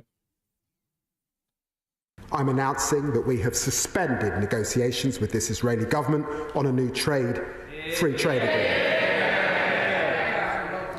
We will be reviewing cooperation with them under the 2030 bilateral roadmap. Why is he like this with Israel but isn't with Ukraine? I think he kind of is. I think he's just really stupid and susceptible. for a little while, Trump was repeating unironic, like, straight-faced Kremlin propaganda, right? Like, he was literally saying Zelensky was a dictator and so on. But now he's stopped doing it. He just doesn't do that anymore. For a while, he was acting like Russia wanted to end the war. Now he doesn't do that anymore. He tried to talk with Russia. Nothing got solved. And then the minerals deal with Ukraine was signed. It genuinely seems like he thought it would just be easy to fix. It wasn't. Remember in his first term when he said no one ever thought healthcare could be this complicated? When he was challenged on why he didn't have any plan for replacing the Affordable Care Act, which he wanted to repeal. That's his entire fucking ethos. He's literally just stupid. The Netanyahu's government's actions have made this necessary, Madam Deputy Speaker. Today, my honourable friend, the Minister for the Middle East, is summoning the Israeli ambassador to the Foreign Office to convey this message. David Lammy. Isn't formal surrender by Palestine the only viable option? There is no surrender. There's no surrender from Palestine. It's just bombing civilians. There's no surrender from Palestine. There's not even like a meaningful government apparatus. Israel just wants to exterminate all of them. Any language of sort of like surrender from Hamas will be immediately ignored anyway, just like Israel has ignored every single ceasefire. Like, it's not a real war. Well, with permission, Madam Deputy Speaker, I'll make a statement on Israel and the occupied Palestinian territories. This weekend, the Israeli Defense Force started a new extensive ground operation throughout Gaza, Operation Gideon's Chariot. 5 Israeli divisions are now operating there. Prime Minister Netanyahu says that they're going to take... I just Googled IDF casualties in Gaza this year, and the most recent article from the Times of Israel was, of course, friendly fire. At this point, I wonder if it's more than 50% of their casualties in the Strip that are friendly fire, given how fucking stupid and trigger-happy these dipshit genociders are.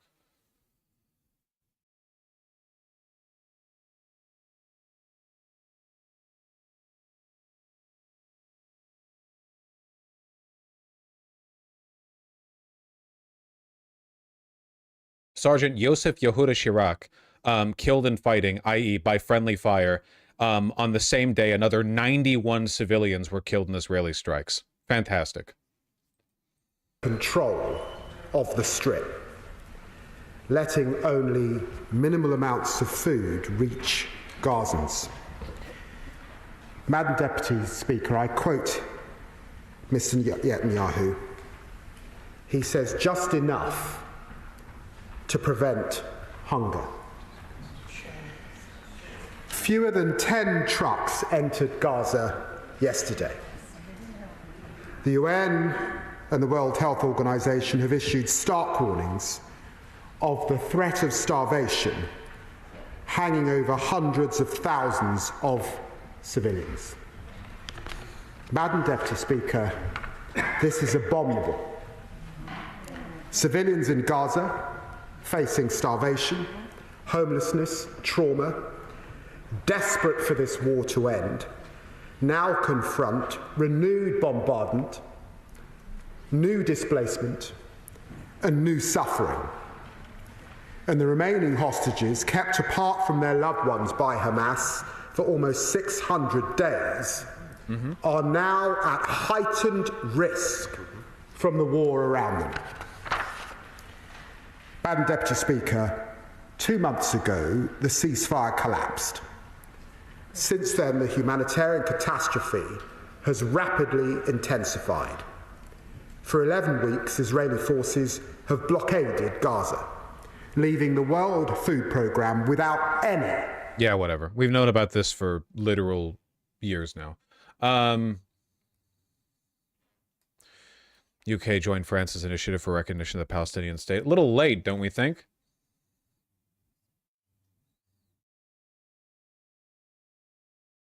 Yeah, I guess it really is just Trump being less concerned with Israel.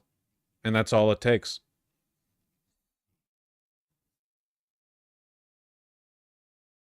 Really does make you reflect on how willfully complicit Biden had to be. Like, Biden could have at any point in time signaled to Israel that this was unacceptable, and the rest of the world would have followed. And it's entirely because of America's allegiances that Western Europe has held the positions that it has, that they've been arresting protesters and deporting people.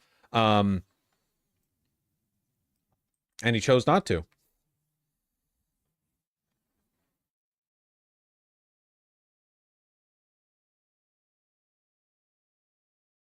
Can't wait till his ass cancer gets him. Yep. Netanyahu vows to take control of Gaza as UK, France, and Canada threaten action against Israel. Yeah. It's like the 57th time he's done this. Do you not think that even if Biden had gone against them, he wouldn't have just been Mossaded? The Mossad isn't magical. They're just a foreign intelligence agency. What do you think? Do you think that foreign intelligence agencies have the ability to assassinate the president of the United States of America? Absolutely not.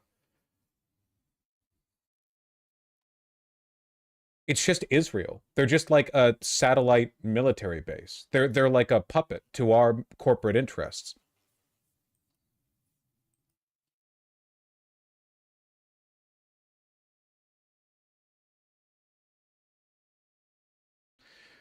He could easily just get lame ducked by AIPAC. How much money do you think AIPAC is? The president. Stop pretending the Jews control the country. He's the president of the United States of America. He can do anything he wants.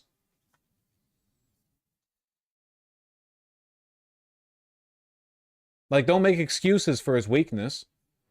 If you think Mossad or AIPAC are so committed that they would be willing to assassinate a U.S. president or make him a lame duck, why the fuck have they done anything about Trump? Oh, they can't? It turns out that they're just a pithy foreign intel agency and a block of a few hundred million capable of swaying elections, but ultimately incapable of doing anything about presidential power?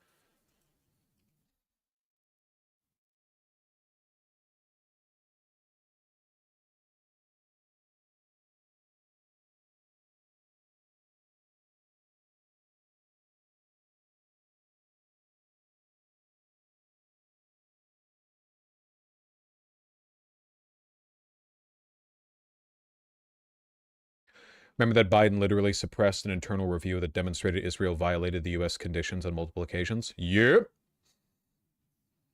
Set red lines and then walk them back. If memory serves, Israel had direct backdoor access to Macron's personal smartphone. Okay. Intel agencies do intel agency shit. We spy on our allies all the time. Don't pretend Mossad is like that spooky. They're just not. We're America. We have the CIA. Just keep that in mind, okay?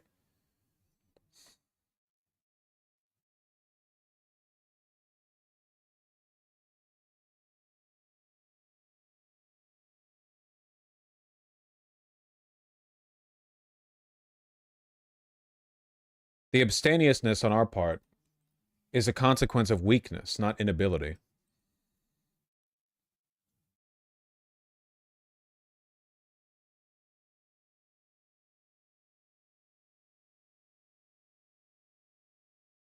Mossad has been so mythologized online.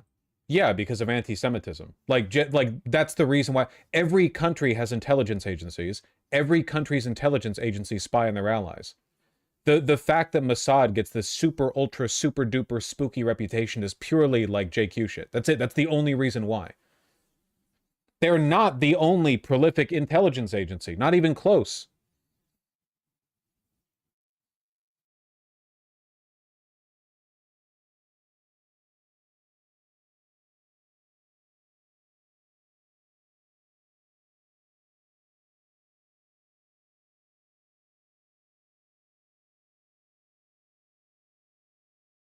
Isn't Mossad way less competent than most intel agencies too? No, they're decently competent, but like, they're no CIA. They're no NSA. It's not just JQ shit. Israel literally pays for this type of propaganda in U.S. procedural shows like NCIS. Oh, heaven forbid that Israel use media for propagandizing. Do you have any idea what USAID has been used for? Like, this is what I mean. You act like it's exceptional. Like, did you know Israel pays for propaganda to be put in American television? Have you looked at the American Intelligence Agency? Or our police agencies? Or our military?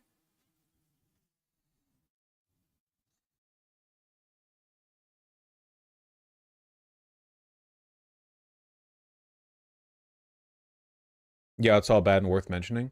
No, sure, it's worth mentioning. I hate the impulse people have to pretend that Mossad is like especially super secret and dangerous, because that does come from JQ shit. People love to pretend that Israel has any control over the United States. They don't.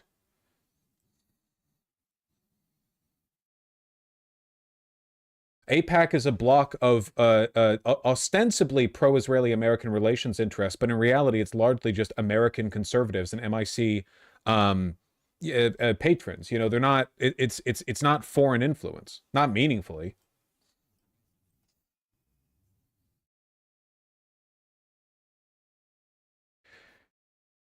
The head of Mossad literally called up the head of the ICJ during the trial of Israel recently on his personal cell. Okay. What do you, like, you're trying to paint like a spooky picture. Are you implying that the CIA doesn't have the cell phone number of public officials from the ICJ? You could probably Google that shit.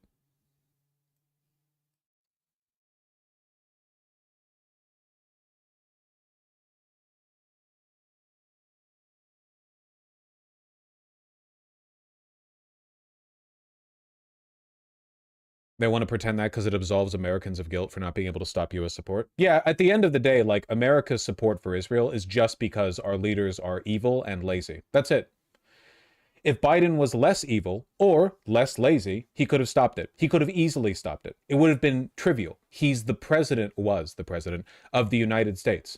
Anyone who suggests otherwise, the idea that the hands of the president are bound and he can't do anything, it's complete bullshit. And Trump is literally proving that right now, because by being stupid and indifferent, he's upending all of these relationships that have trillions tied to them. Our relationship with China, Canada, Mexico, you think there aren't heavy corporate contracts associated with those? You think the business class isn't shaking in their boots over it? He can just do it. He can do whatever he wants because he just doesn't care. The president can do what they want. Biden didn't because he didn't want to. I have to close the door. It's squeaking.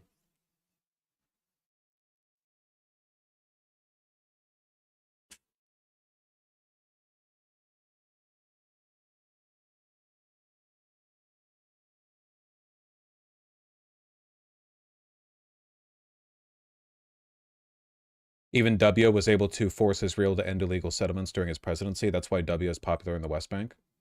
Basically, every president before Biden was harder on Israel than Biden.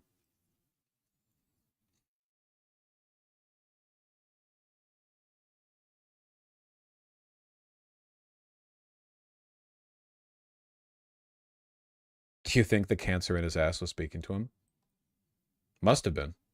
The only explanation we got.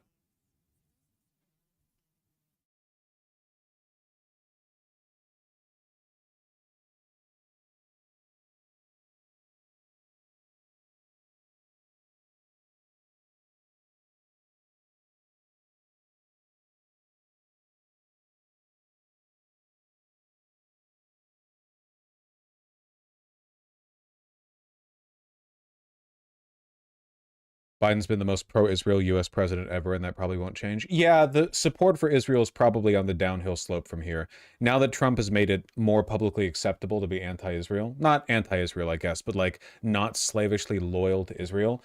Also, modern Republican fascism is giving them, and also the state at large, the ability to direct military spending and sort of manufacture consent without needing that kind of like Middle Eastern foreign conflict, Islamic terror narrative to justify it, you know?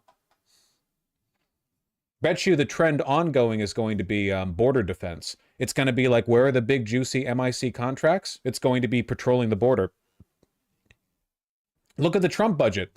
Ungodly amount of money being sent to the Pentagon and towards Department of Homeland Security. And I bet you a lot of that Pentagon money is going to be spent rolling, Abrams tanks, east and west across the border, up and down the wall. Got to spend the money on something.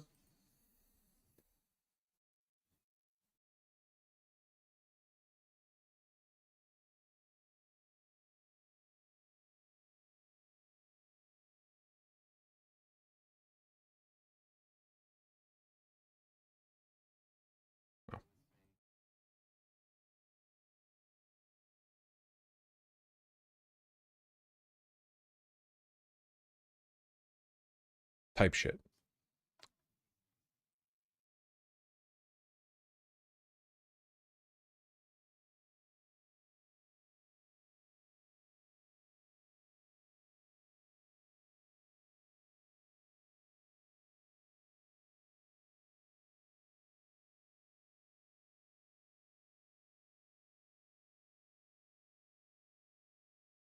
It's the end of an era.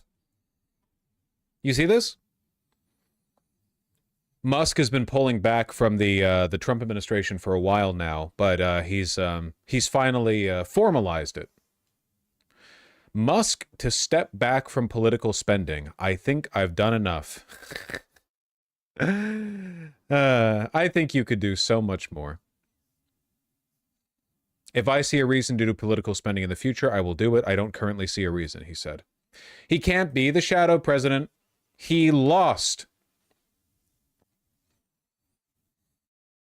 He might still, I mean, he's still going to be like a Nazi on Twitter. He's still going to spend money to make the world a worse place. But he's not. I hate his ugly face so much. Dude, the people who wrote this article, Politico, they fucking hate him. You would only choose this photo if you hated him. Admittedly, he looks like a stupid, evil jackass in most photos of him, but this one is particularly bad. Did something happen to Doge? Well, Doge is actually continuing without his leadership, and also it's not really doing anything anymore. It seems like the long-term effect of Doge will be crippling, but not defunding a bunch of administrative state departments, and also making Americans' data a lot less secure by storing it on open servers. But that's it. No money saved.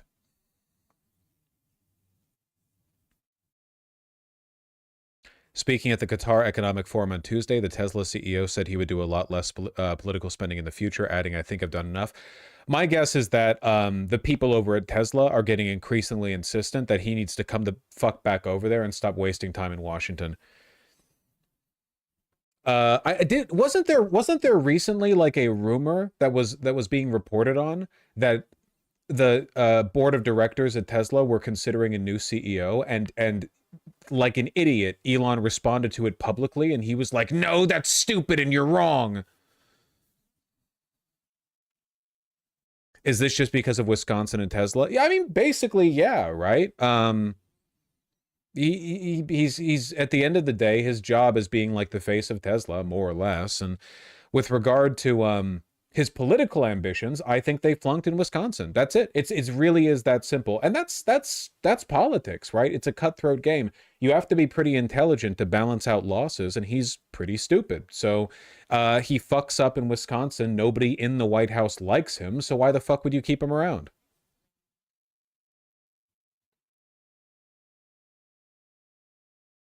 Tesla's been mentioning Musk's political activities as a financial risk in their last couple SEC filings, and it's, I mean, that's pretty evidently true, you know? The problem is that it might actually be worse if he goes back to Tesla because he already made his political views public. Yeah, the idea of like him trying to be a neutral businessman in the future, like him going back to being like the epic SpaceX rocket guy or whatever after all of this. It's not, I'm sorry, you're branded for your entire life. Your whole life now. Yeah, it is going to be people slapping stickers of you doing the Nazi salute on your cars. More than 8 out of every 10 respondents to a Morgan Stanley survey believe Tesla's CEO Elon Musk's controversial political activities are hurting his business. 85% think that his foray into politics have had either a negative or extremely negative impact on business fundamentals. I don't know, man. Rainbow capitalism stay winning. At the end of the day, a lot of people in America might be indifferent towards or kind of like lightly chauvinist on a wide variety of social issues, but there's just not that much business in running Hitler Co. Like, you would think the partisanship would skew both ways. When Disney puts out a woke show, or let's just say, for example, I don't know, Steven Universe, the wokest show or something, okay? You would think like, okay, you're going to have a lot of positive partisan engagement from the left, right? But you're going to have a lot of negative from the right, so it balances out. So if you make an anti-woke show, you're going to get the opposite effect. In truth, that's not what happens. Like, it doesn't work that way, right? Explicitly right-leaning companies or media or whatever never do that well.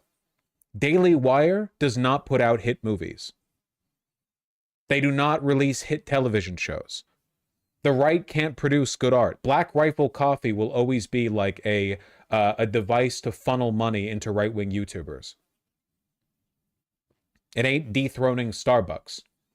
But you know there are Starbuckses across the country where there are gay-ass fucking baristas with curly purple broccoli cuts saying, here's your coffee, when you go up to the counter and hand them $7.48 for your 8,000 calorie smoothie disguised as coffee, you know?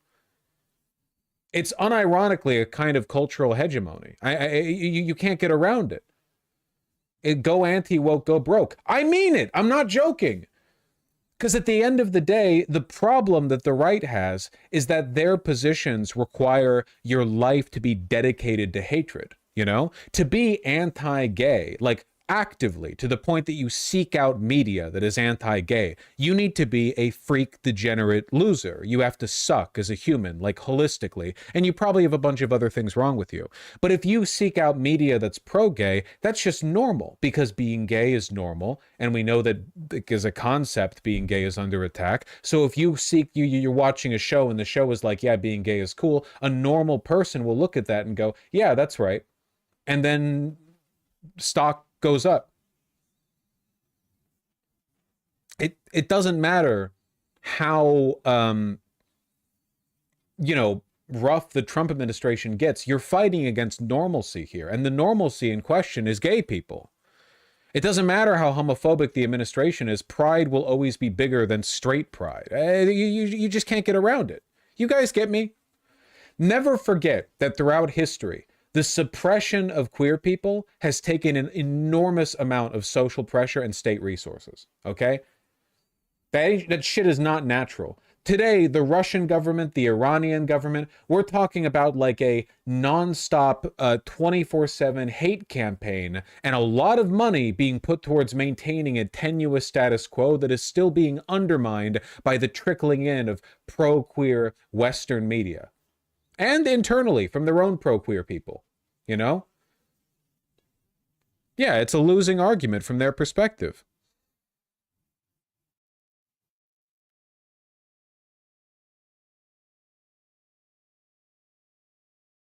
They're fighting against the stream, and the stream is gay. It's a stream of cum.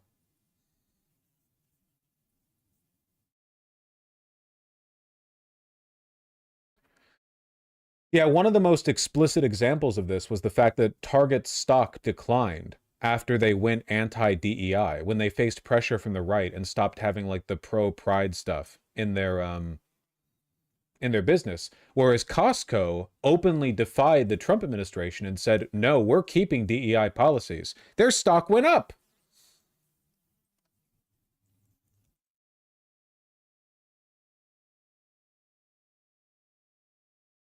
Sorry. Go anti-woke, go broke. Look at that. In fact, let me, when was the date for that? Hold on. Target anti-DEI. Give me the time for that.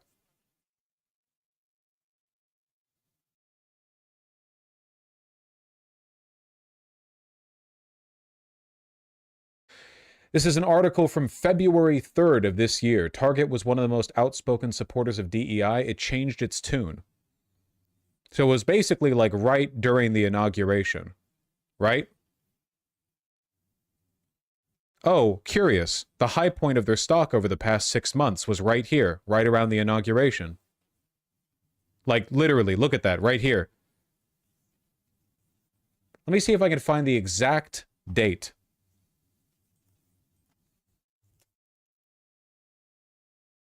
To DEI policies. On January 24th, Right there. Perfect. Can you get a clearer example? Literally. It's anomalous. It's you with all the fluctuations in the stock market that we've seen over the past couple of months, to see such a consistent and clear decline.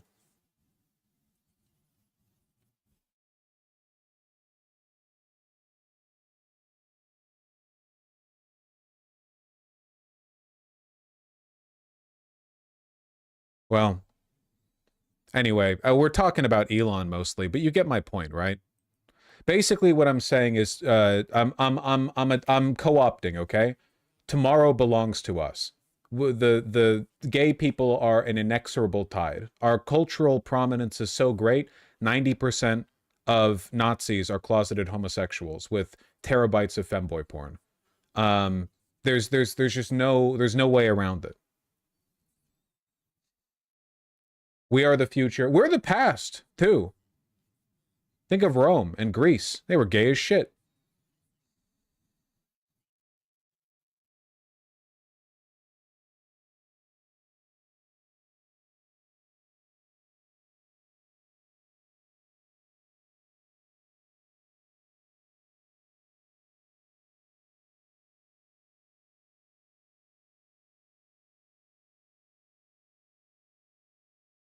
People never talk about the gay-ass Mayans. I don't think people know that much about the gay-ass Mayans. It's your job to spread that knowledge. How many times a day do you think about Rome? I'm not a Rome guy. I'm genuinely not. I actually think about Tenochtitlan way more often than I think about Rome, or I guess the Roman Empire. I'm just not a Rome guy.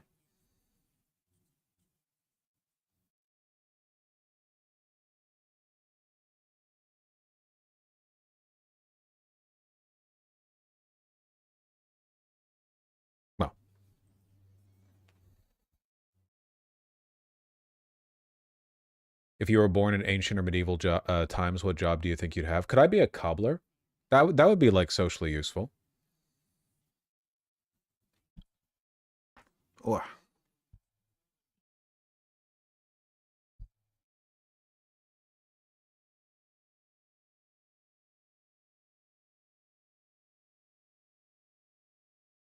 Like the pie? Exactly.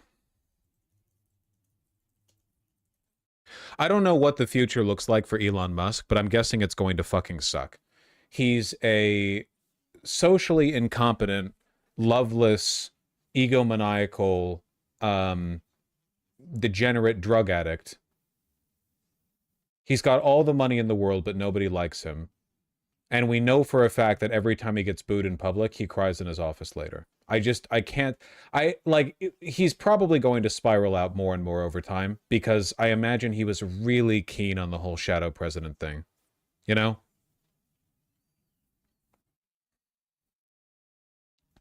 Source for the crying. After he appeared at a, I think it was a Dave Chappelle show in San Francisco 2 years ago, he spoke on stage for a bit and got booed by the audience, and afterwards apparently he locked himself in his Tesla headquarters manager's office, and people at the office were so worried about him they nearly called the police for a wellness check, like to break down the door.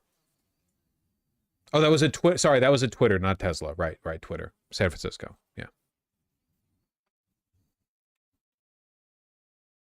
He's also very visibly high in basically every public appearance.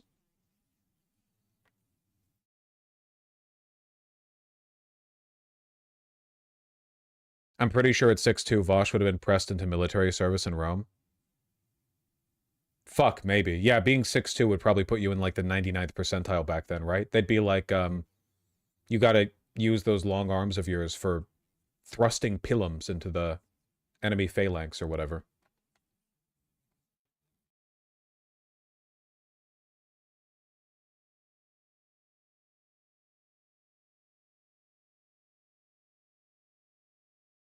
Are you going to continue to spend at that kind of level on future elections? I think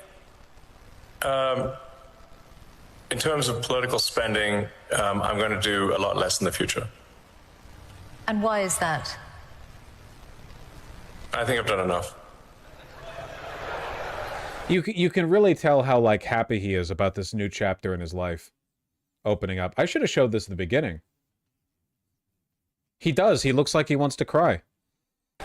And the laughing too. Yeah, yeah. And the fucking, everyone knows what this means. No one is under the impression that he's leaving like satisfied with the work he's done. He makes that coat look bad. He's a classic example of why you need to be careful when you get like a bombastic jacket, because you need to make sure that you can wear it. You know, you have to be that guy.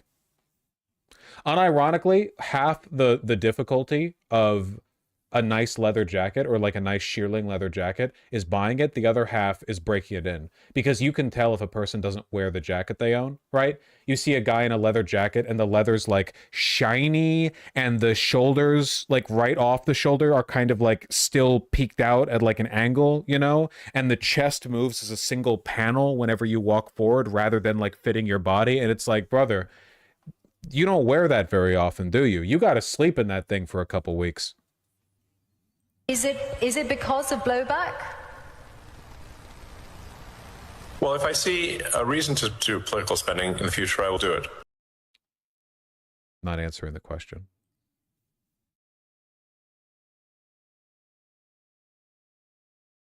Now we know why Vosh sleeps like I have slept in difficult to break in items a few times, and I have to say the difference that it makes is pretty significant, you know? Because when you're laying in bed and you're wearing a heavy piece of clothing, you're kind of like rolling around a little bit, like, oh, I want to stretch my leg, but the clothing's in the way. Excuse me, you can get a lot of work done like that. Do you not sleep in underwear? Well, no, I sleep naked normally. But if I was sleeping in clothes I wanted to break in, I'd sleep in underwear. I'm not going to wear like a pair of jeans to bed without underwear. That would tear my dick and balls apart.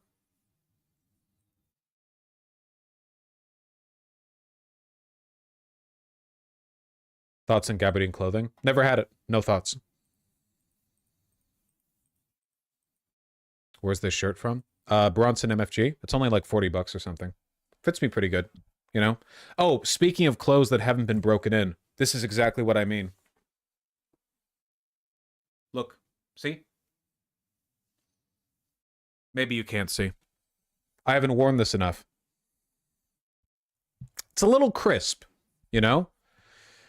Could break it in a little bit, could, looks crisp somehow. There's nothing wrong with a shirt looking crisp, but the problem is this is a work shirt. You know, a work shirt, in my opinion, should look a little busted in, right? That's kind of part of the aesthetic. It's one of the reasons I like Imogene and Willie, because I have a denim work shirt from them, and it came in soft as a dream. Now, you still have to break it in, but the breaking in is more the process of, like, wearing it into your shape than it is, like, de-crisping it, you know? Got to do some work, King? Yeah, I got to do some, like, garden work. Now I just need a garden. Your viewership would double if you just hit arms, like, twice a week to fill the sleeves. Yeah. Not nearly enough. Look at that. I think those are 14 inches around. Do you have to break in linen shirts? Just got a beach linen shirt, but it's a little stiff. Yes, linen breaks in wonderfully. Natural fibers in general have to be broken in. The reason polyester clothing feels so smooth right off the rack is because it's plastic. It's made of polymer chains, right? A polymer chain, molecularly speaking, is very, very simple. It's literally just like a solid chain of a molecule. So when you have something made out of polyester, it can be really, really soft because there's not really any breaking in for polyester. It's already in like the most simple state it can be. Whereas something like chambray, this is cotton, or denim, which is also cotton usually, or linen, think of it more like a, you know those glow sticks, right? Where they're stiff and then you snap them and they light up. And you know how, because you have like a plastic ampule, or you have a plastic like tube, and then you have a glass ampule on the inside. And the reason when you break them, the reason the light comes out is because the chemical in the plastic mixes with the chemical in the glass ampule inside. And you know how if you keep working that light, eventually it all gets pliable because the glass inside gets broken up? That's kind of what happens when you break in natural fibers, because natural fibers are complex. If you look down at like cotton on a molecular level, you have like a really intricate like web of fibers that on a molecular level are like really, you know, complex. So when you break them in, you're like really working them. That's why polyester tends to feel worse over time. Cotton tends to feel better over time. Same with linen, same with leather. Same process. That makes sense?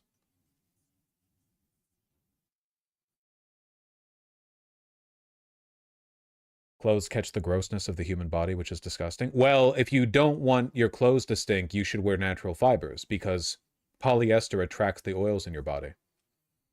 Because plastic is derivative of oil, so it attracts lipids.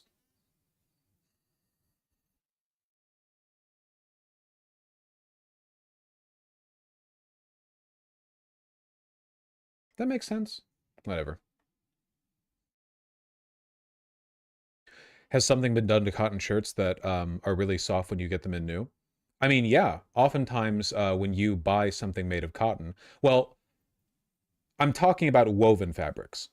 T-shirts are knitted, which is a different process. The fibers themselves are structured so that you have a bit of like looseness and elasticity to them. Not because the cotton is elastic, mind you, but because the actual way the knit is done allows for some stretch. But yes, oftentimes cotton will be put through a brushing machine to change the way the fabric feels. Like that's how flannels are made. Or they can be subjected to enzymatic washes, which can do some artificially, you know, they can break them in a little. Why do workout clothes tend to be polyester then? Should it not be? Because polyester can be made extremely light, cool, and breathable. There are benefits to working out in like polyester clothes, but you can also do it in natural fibers.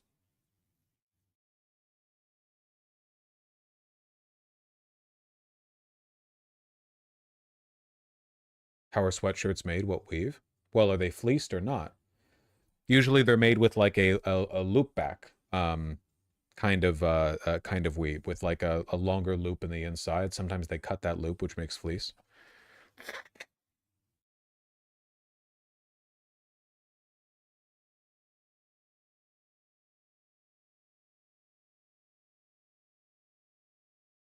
Wool actually does make for good workout clothing. It's just not that easy to get.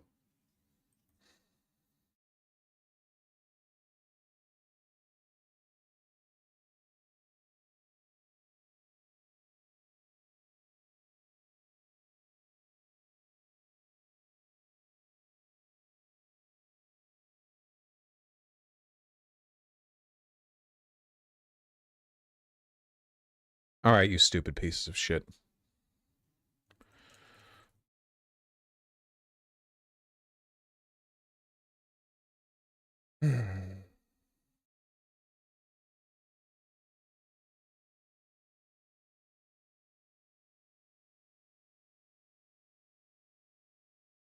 It's finally happening. For the first time, the DOJ has issued charges against a member of Congress. You're never going to guess what party they're from. The DOJ is making good on its threat to charge with assault one of the congresswomen who went in with the prospective mayor of Newark. No, current mayor of Newark. I'm getting mayoral elections mixed up because of the Mamdani stuff. Anyway, the DOJ claims to have footage of her viciously assaulting members of ICE. Yeah, body slamming them. I believe them.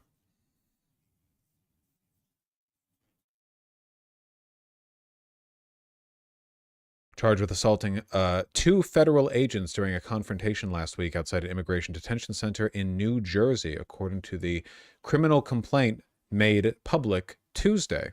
The complaint charges McIver with 2 counts of assaulting, resisting, and impeding officers during a May 9th confrontation at the newly opened Delaney Hall Detention Center in Newark. Punishable by up to a year in prison if she's convicted. Yeah. Is this the brutal body slam?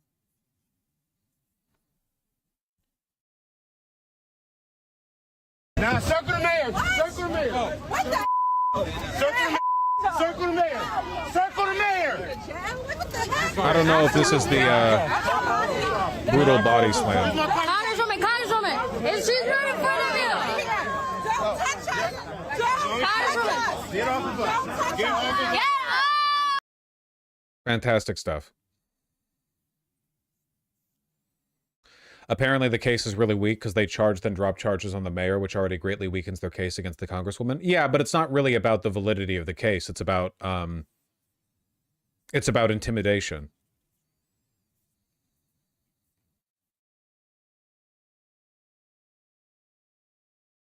Trump accused MacIver of being out of control and said that the days of that crap are over.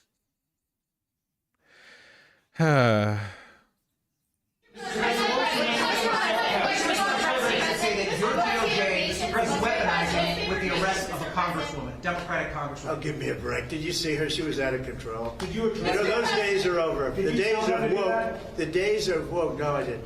The days of woke are over. That woman, I have no idea who she is. That woman was out of control. She was shoving federal agents. She was out of control. The days of that crap are over in this country. We're going to have law and order. Great stuff.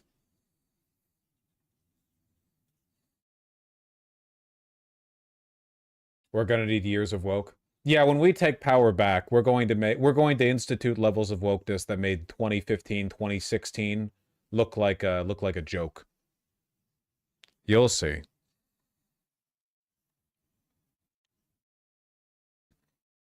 Anyway, I don't know how far they're going to go with this, but it seems like it's pretty straightforward attempt at political intimidation. I don't know what's actually going to come of it, but like they are very clearly looking for opportunities to make a spectacle out of a trial, right? They want this very, very, very badly.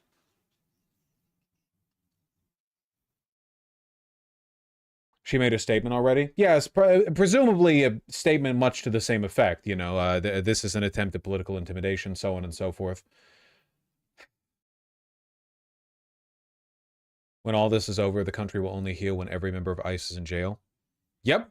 Oh, genuinely, yeah, 100%. We have to accept like nothing less from any future DEM leadership. The idea that the Department of Homeland Security as a whole can continue to exist after this, absolutely insane. Every abolish ICE lefty who was decried for being unrealistic and irrational and so on has been vindicated beyond their own wildest dreams. It took exactly 0 seconds for ICE to be molded into the Gestapo of the current administration. Just no shift at all. Everything they were doing, which was already heinous and disgusting, and the violation of the human rights of the people that were under their jurisdiction, all of that instantly transformed into a Hitlerite weapon of this administration against due process and democracy at large. The FBI, hard to weaponize, it turns out. A lot of institutional knowledge there, you know? The fucking DOJ, likewise. But ICE, all filled dumb fuck racist cops, instantly switched over.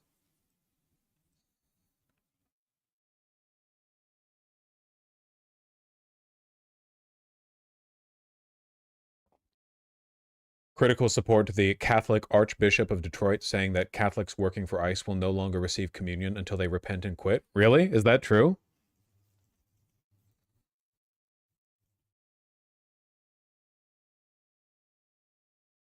Oh, that's from a while ago. I didn't even hear about that.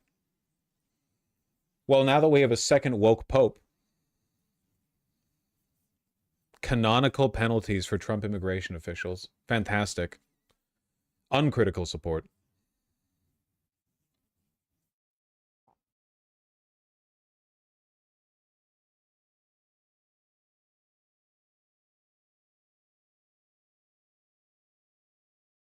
Yeah, send them straight to hell. My main concern isn't this case specifically so much as is like the broader implication, like what this could end up meaning in the long run, because it really I mean, they're going to be. Tom Homan said it explicitly, right? Like they're looking to start arresting public officials who preside over sanctuary cities or sanctuary states. What they're looking to do is establish a pattern, a blueprint for the criminalization of doing any kind of democratic advocacy. And that's when the show trials start, right? Now, the judges aren't really going to be on the administration side, at least not on average. So I don't know what the actual outcomes of these trials are going to be. Well, I mean, the jury decides, but you know what I mean in terms of like procedural decision making. But it does work for intimidation. Give me a snippet.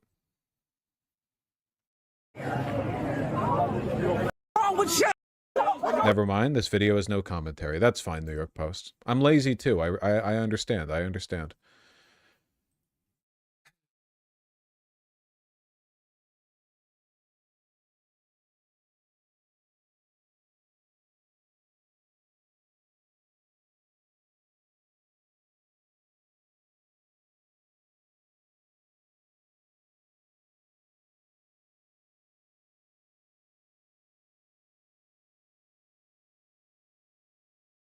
This is wild. I thought legislative immunity was a core part of democracies. Democracy?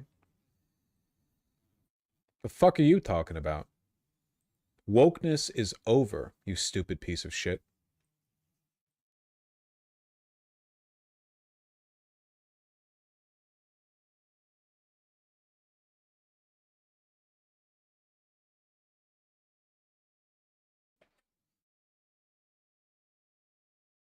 The Constitution is woke. The Constitution fucking sucks.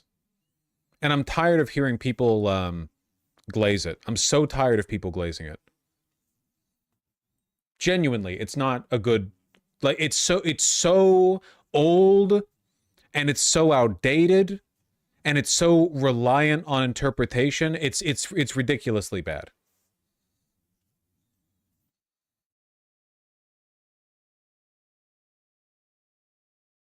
Okay.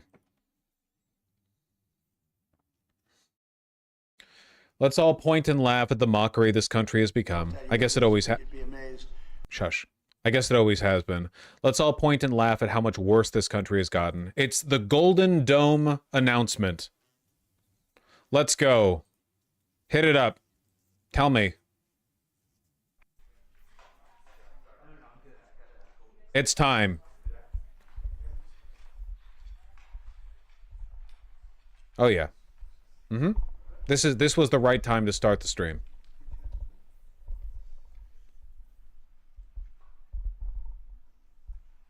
Thank you very much, and thank you for being here in the Oval Office. Is this really the audio we're going with?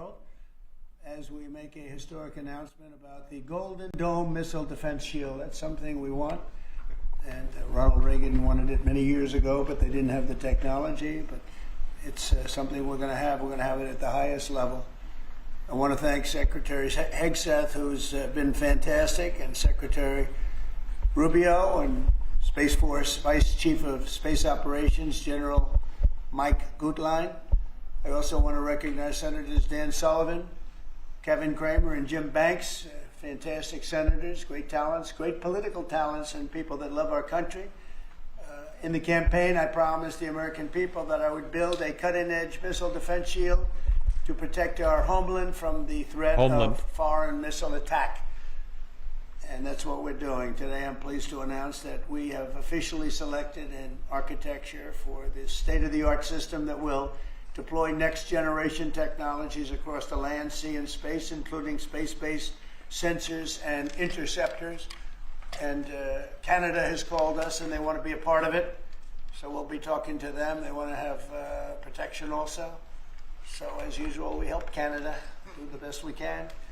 This design for the Golden Dome will integrate with our existing defense capabilities and should be fully operational before the end of my term. So we'll have it done in about 3 years. Oh, I'm sure. Once fully constructed, the Golden Dome will be capable of intercepting missiles, even if they are launched from other sides of the world, and even if they are launched from space.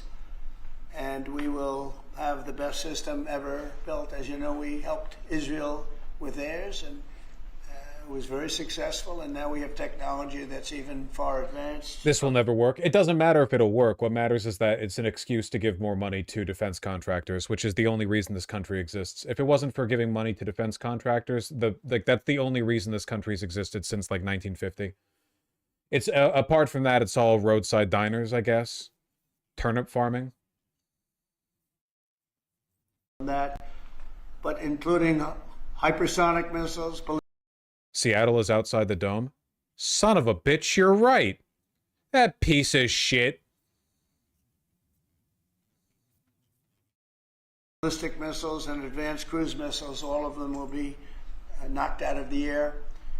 We will truly be completing the job that President Reagan started 40 years ago, forever ending the missile threat to the American homeland, and the success rate is very close to 100%, which is incredible when you think of it, you're shooting bullets out of the air. I'm also pleased to report that the one big, beautiful bill will include $25 billion for the Golden Dome to help construction get underway. That's the initial sort of a down deposit.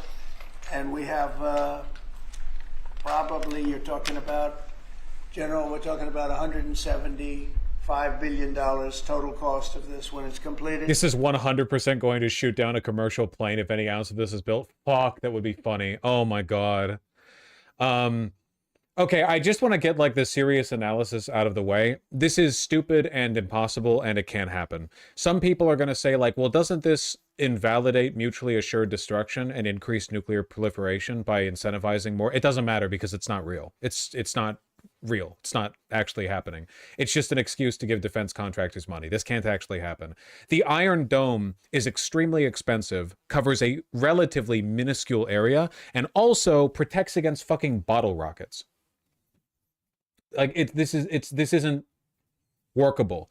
There is no defensive system that can intercept a simultaneous launch of hundreds or thousands of cluster ICBMs, which, you know, nowadays they have that, right? If you want to like really get rid of something, you fire a big missile, and then when the big missile is already in space, it launches like 50 little, mini missiles or bombs or whatever the fuck. You can't intercept all that, you know? MIRVs, yeah, sure. Fucking nerds. It's just not doable. Also, 25 billion? No.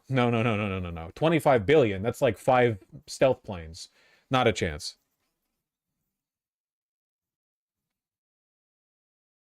This afternoon, I'm also announcing that I will appoint, very importantly, General Gutlein to lead the ambitious new effort as the direct reporting program manager for the Golden Dome. A very talented man, and I'm very honored to have been the one that helped or really created Space Force. Space Force has turned out to be a tremendous success. We were Also, I'm looking at it right now because we're watching a video, and I want you guys to know that I do indeed have many, many emails from pro-MMT guys who don't, characteristic of people who align with that ideology, don't seem to understand that I don't actually want 18 paragraphs in my inbox of them trying to sway me. This is why I disregard your... Come on. in space, and now we're #1 in space by a lot. It's not even close.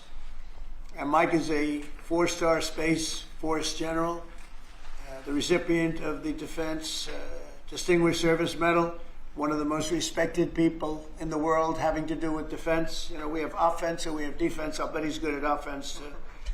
And he has an unmatched background in missile warning technology and defense procurement. General Gutlein also knows that we need to move fast. No one is more qualified for his job, and everybody, this was a universal acceptance of General Gutlein. Everybody that knows him and knows everybody else, they said there's only one man for the job, so I have a feeling we have the right guy. But now I'd like to invite Secretary Hegseth and the General to please say a few words and describe the system a little bit. And we appreciate you being here. And the press is really That's true. Not mentioning Elon during Space Talk. He really has fallen off. It was so much more exciting the other way. But you've been very, very fair. We have very high poll numbers, the highest we've ever had. And I think we're doing a great job. We had a tremendous trip to the Middle East, as you know. It was a really amazing trip. And now I came home, and this is the one I was really looking forward to this day, because this is very important for the success and even survival of our country. It's a pretty evil world out there, so this is something that goes a long way toward the survival of this great country. Again, like the fascist mythos requires your country be under permanent threat. You know, like you can be the most powerful country in the world and you still have to pretend that you're constantly like looking down the barrel. You know, it's that you always have to be fearful. It's very, very important. And as I said, we'll be discussing Canada. They want to hook in and they want to see if they can be a part of it. That sort of makes sense. I guess that's what I was talking about from day one. You know, it just automatically makes sense, and it won't be very difficult to do. I love how Hegseth always stands like he's a warfighter. You know what I mean? Like he's taking his like, ooh rah, the military needs more push-ups and less logistics bullshit seriously. Like he's always standing like he's trying to flex. But they'll pay their fair share. Thank you very much, everybody. And Pete, go ahead. Well, Mr. President, add this to the long and growing list of promises made. Are we being serious with this audio, by the way? This is from the White House stream. Let me see if I can find something else. This is ridiculous. I pumped the gain in OBS and I turned on the audio booster thing. And this is what I'm listening to.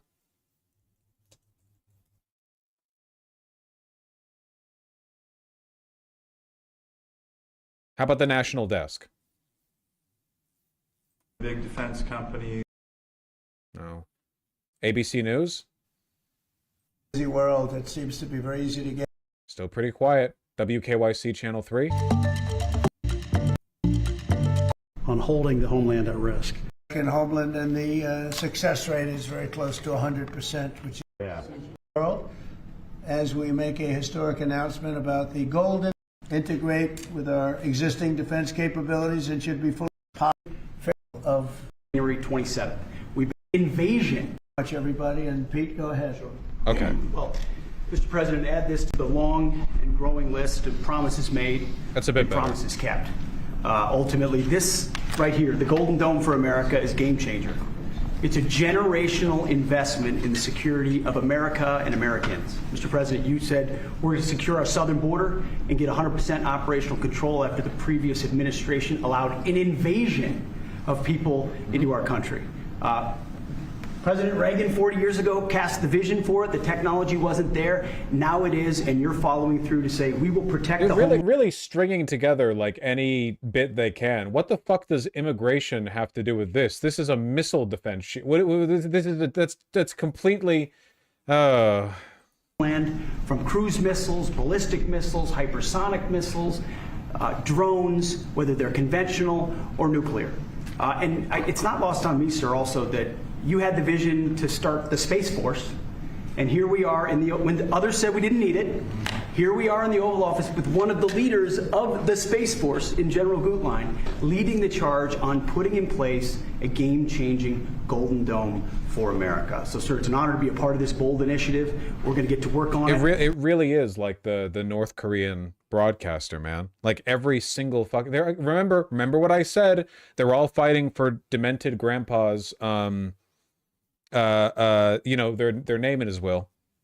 We have been since you signed that executive order on January 27th. We've been fast forward on this. We're here on this day, and this is just one stop in delivering this defense of the homeland, which is something you've charged us with doing, and we'll keep going until it is complete, sir. Thank you, Pete. Pete's doing a great job, by the way. Thank you very much. General, please. President, today is a great day for the nation as we double down on protection of the homeland. By the way, has anyone explained what the Golden Dome is supposed to actually be? Like, so we already have a very sophisticated satellite network that tracks incoming threats to the United States. Okay. What is it? So is it like a ballistic missile interception? Is it lasers from space? What's the idea? Like, what's the actual, what are we doing? Like, we do have ICBM interceptors already. So like, what is the new, what's the difference? What's the new thing? As you're aware, our adversaries have become very capable and very intent on holding the homeland at risk. While we have been focused on keeping the peace overseas, our adversaries have been quickly modernizing their nuclear forces, building out ballistic missiles capable of hosting multiple warheads, building out hypersonic missiles capable of attacking the United States within an hour and traveling at 6,000 miles an hour, building cruise missiles that can navigate around our radar and our defenses, building submarines that can sneak up on our shores, and worse yet, building space weapons. It is time that we change that equation and start doubling down on the protection of the homeland. Golden Dome is a bold and aggressive approach to hurry up and protect the homeland from our adversaries. We owe it to our children and our children's children to protect them and to afford them a quality of life that we have all grown up enjoying. Golden Dome will afford that.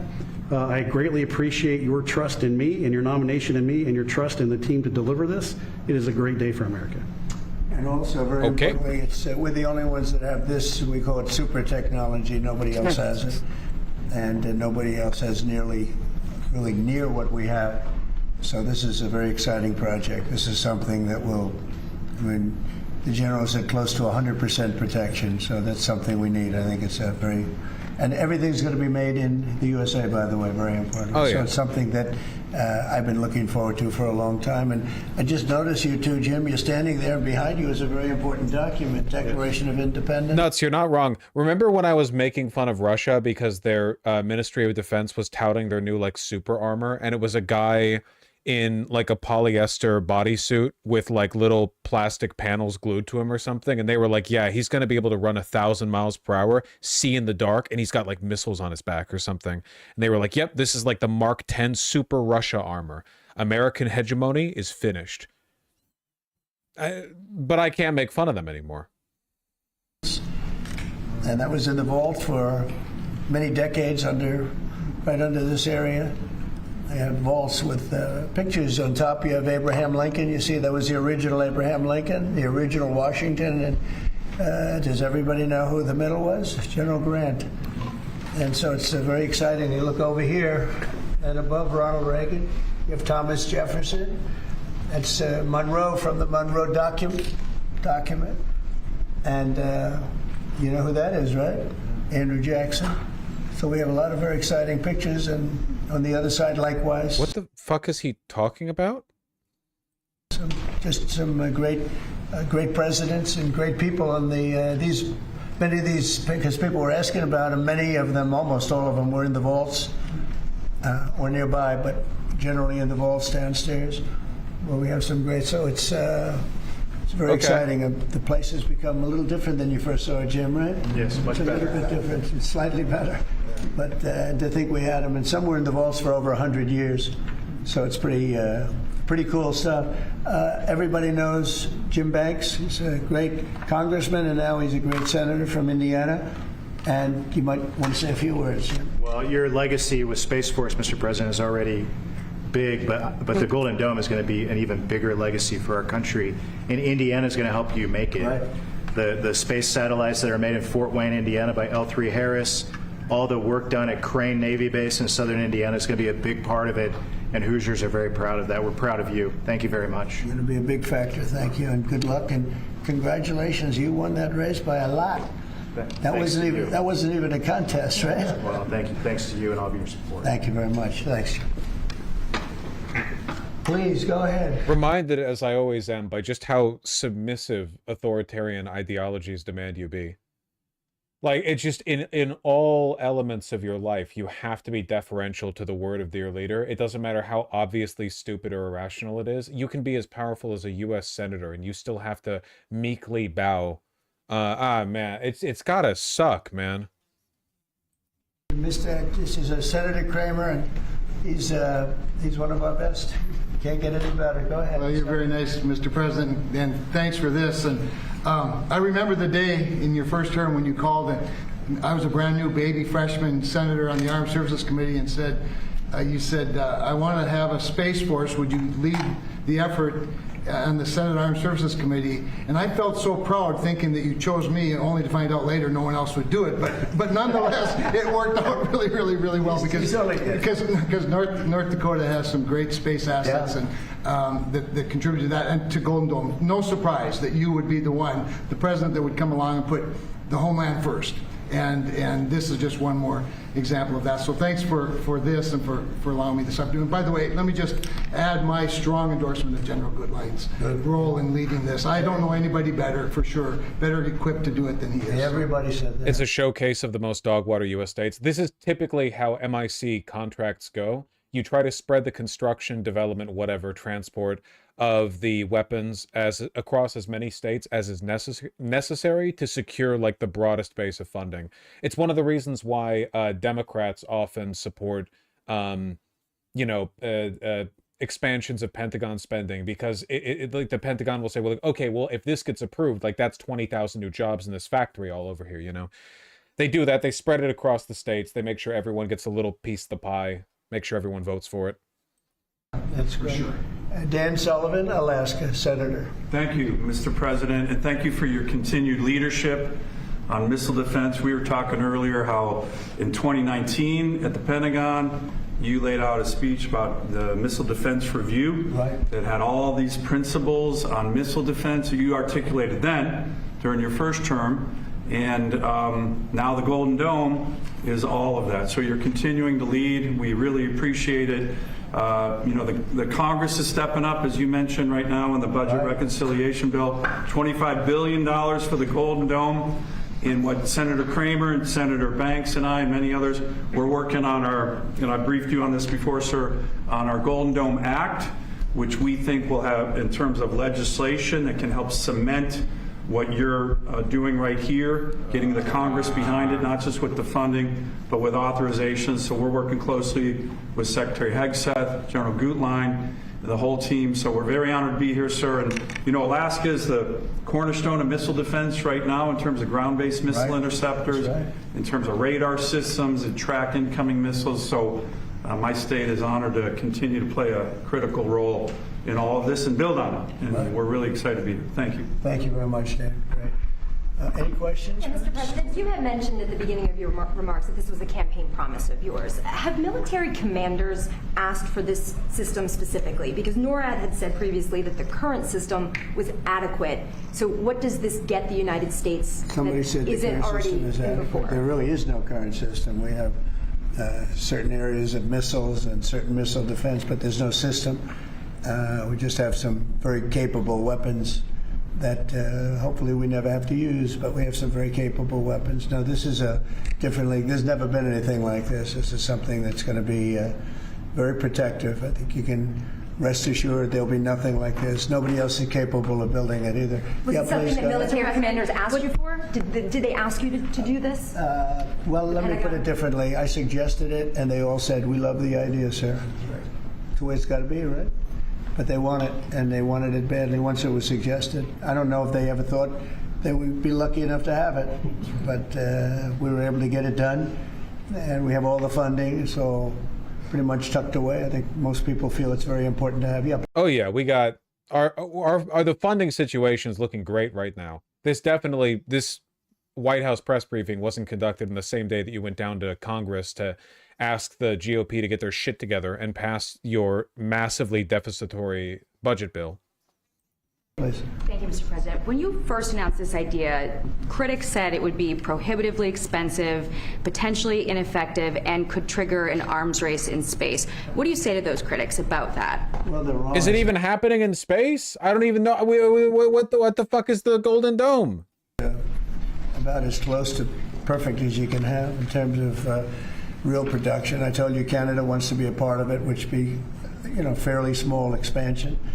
But we'll work with them on pricing. We'll be dealing with them on pricing. They know about it very much. They've asked to be a part of it, actually. They've asked us to be a part of it. I think it's something that is great. If you can afford to do it, we can afford to do it. We took in $5.1 trillion in the last 4 days in the Middle East. And when you think about it, this is a tiny fraction of that. But we make it all here. We're going to make it all here. We have Do you think he thinks that's what that means? Like when a Saudi leader says, yes, we will invest so-and-so amount of money into the country in the future, does he think that means like that's money that just shows up in the treasury? I don't know. I will tell you, an adversary told me, a very big adversary told me the most brilliant people in the world are Silicon Valley. He said, we cannot duplicate him. We can't. This was somebody that I won't tell you who it is, but you'd be amazed. We have the most brilliant minds in the world doing this kind of thing, the equipment, the space, the computers, everything. But I said that we just can't duplicate what you have there in Silicon Valley. We never have been able to. And this is a very strong group of people and very strong minds, but they can't. So we have things that nobody else can have. You see what we've done helping Israel with that. You probably wouldn't have in Israel. They launched probably 500 missiles altogether, and I think 1/2 of a missile got through, and that was only falling to the ground as scrap metal. It's pretty amazing, and this is in terms of technology far advanced from that system. And just one follow-up on the adversaries. Have you addressed Russia's ventures in space with a space-based nuclear weapon and told Putin to stop in your conversations with him? We haven't discussed it, but at the right time we will. Yeah. Mr. President, with the goal of keeping Americans safe with this, can you talk about the timeline? How long will this take to complete? We think it's going to be about a little bit less than 3 years, and we'll have a big phase-in very early. You know, we're starting immediately with $25 billion. It'll cost about $175 billion completed, but we think in 2.5 to 3 years. Yeah. Are you confident that you can get the funding needed from Congress quickly? Yeah. It's amazing how easy this one is to fund. You know, some funding is tough and some is easy. When we say we're going to save everyone's lives in a crazy world, it seems to be very easy to get. Yeah, we've already spoken to everybody we have to speak to. Everybody's in. I would say, Dan, everybody's in line here. Right? Yes, sir. $25 billion is a down payment in the budget reconciliation bill right now. Yeah. So I think people actually love it. Mr. President, on Russia, are you worried about the reports on a military buildup along the borders towards Finland and Norway? No, I don't worry about that at all. They're going to be very safe. Those are two countries that are going to be very safe. And the secondly, sir, if I may, Volodymyr Zelensky is saying today that he's hoping for you to impose new sanctions on Russia. Are you... You don't even want to talk about the Golden Dome, you fucking poser-ass reporters. From Lockheed Martin, the principal architect of this genius new plan. What are we looking at here? A layered defense shield. Fascinating.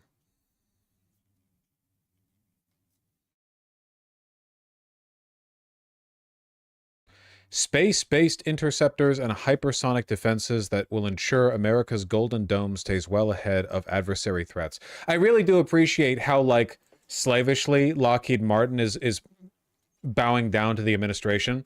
Golden Dome for America is a revolutionary concept to further the goals of peace through strength and Trump's vision for deterring adversaries from attacks in the homeland. The fastest, most efficient path for the Golden Dome for America is to bring the best of the defense and commercial industries together as the whole of industry approach. Yeah. Okay. Public-private partnership, public money, private profit. We get it. This is a Manhattan Project scale mission, one that is both urgent and crucial to America's security. Yes, sir.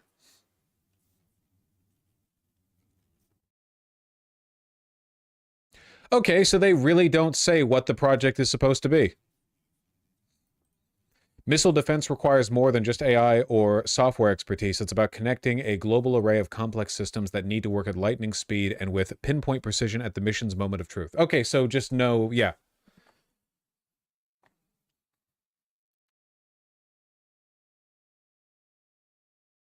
Integrating capabilities to dominate in a modern battle space. Lockheed Martin builds and delivers the world's most capable missile defense systems. Our proven capabilities are ready to be deployed so we can safeguard America now. This is just all of the missile defense systems we have. These things already exist. The F-35? Sure, man. So the Golden Dome is just going to be all the shit we already have, and we're going to connect all of them via an app. Okay? It's going to be the Golden Dome app, and everyone's going to be able to, like, log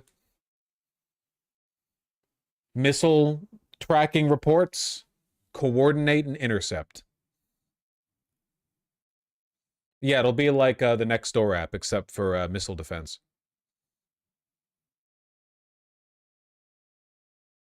This is nothing. No, this is what we're building. This is where we're building it. This is the technology we're looking to develop. Critical support for Lockheed to vacuum up U.S. defense spending that can't go to Homeland Security. That's true. That's a good point. That's a good point. Also, a lot of the money that flows into Lockheed and what have you, it doesn't like run speculative. It's actual money. So a lot of it gets paid out to the people working there. And let's be honest here. Lockheed Martin employees are like all gay furries, right? I mean, I know what the people are like down by the Boeing plant in Renton, you know, up here in Washington. So, you know what? Maybe this is just a big wealth transfer. This is just a big old wealth transfer from the taxpayer, okay, all right, over to gay furries who will then redistribute it to artists on Twitter who will draw their OC as in diapers. So in a way, this is kind of like the wealth tax.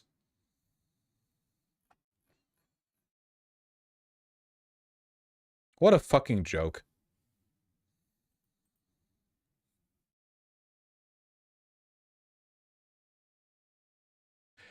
And then the artists donate to me. That's true.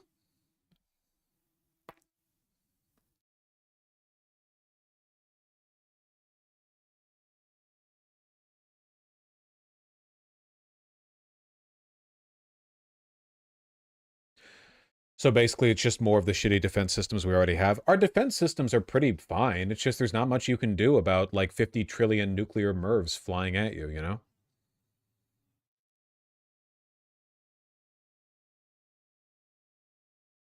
Kind of running up against the limit there.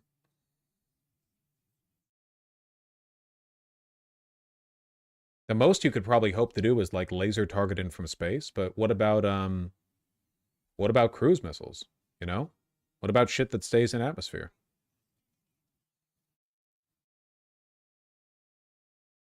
What about drones?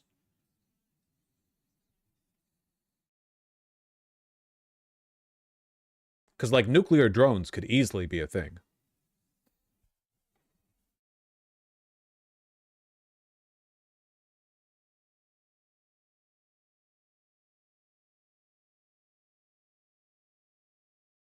What about planar travel? Yeah, what if somebody leaves ethereal step, like in the middle of America, while holding a nuke? That would just be a shitty cruise missile.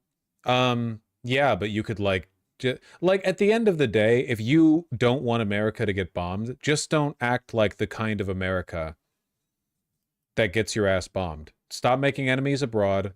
Stop emboldening dictatorships. Stop making the world a more dangerous place. Just quit being a fucking freak, okay? 9/11 happened because of constant U.S. intervention in the Middle East, which led to Wahhabism and like Islamic extremism. Literally, like there was direct fucking, it was like the one attack that's happened here since fucking Pearl Harbor, and it was caused pretty directly by like, you know, oil colonialism, petrostate bullshit.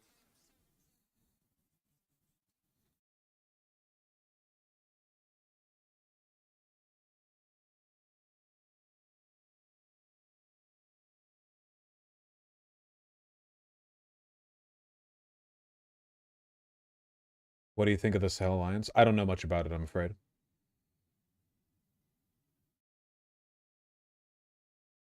Holy shit, how is it 1:48? I have to go soon.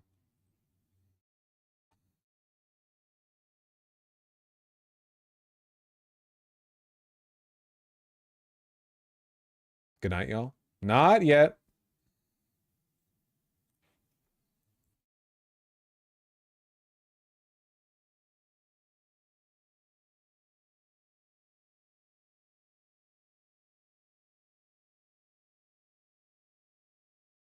Donald Trump. Wah!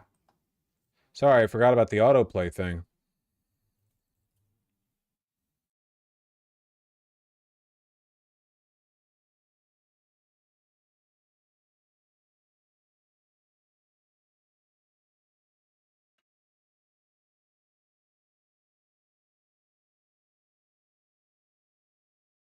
Okay, there we go. Sorry, I was finding the right thing.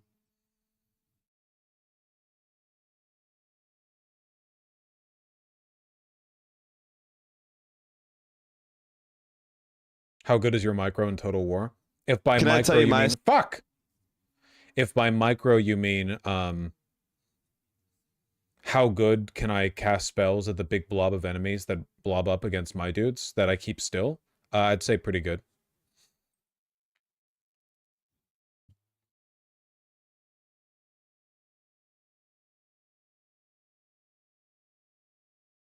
All right. Guys, remember Tim Walz? Remember that Tim Walz exists? I remember, because I'm woke. Maybe you forgot. You were busy with other stuff. Donald Trump's modern-day Gestapo is scooping folks up off the streets. They're in unmarked vans, wearing masks, being shipped off to foreign torture dungeons. No chance to mount a defense, not even a chance to kiss a loved one goodbye, just grabbed up by masked agents, shoved into those vans, and disappeared. To be clear, there's no way for us to know whether they were actually criminals or not, because they refused to give them a trial. We're supposed to just take their word for it.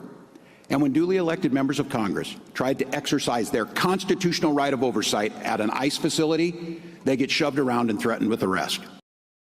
Tim Walz. Okay.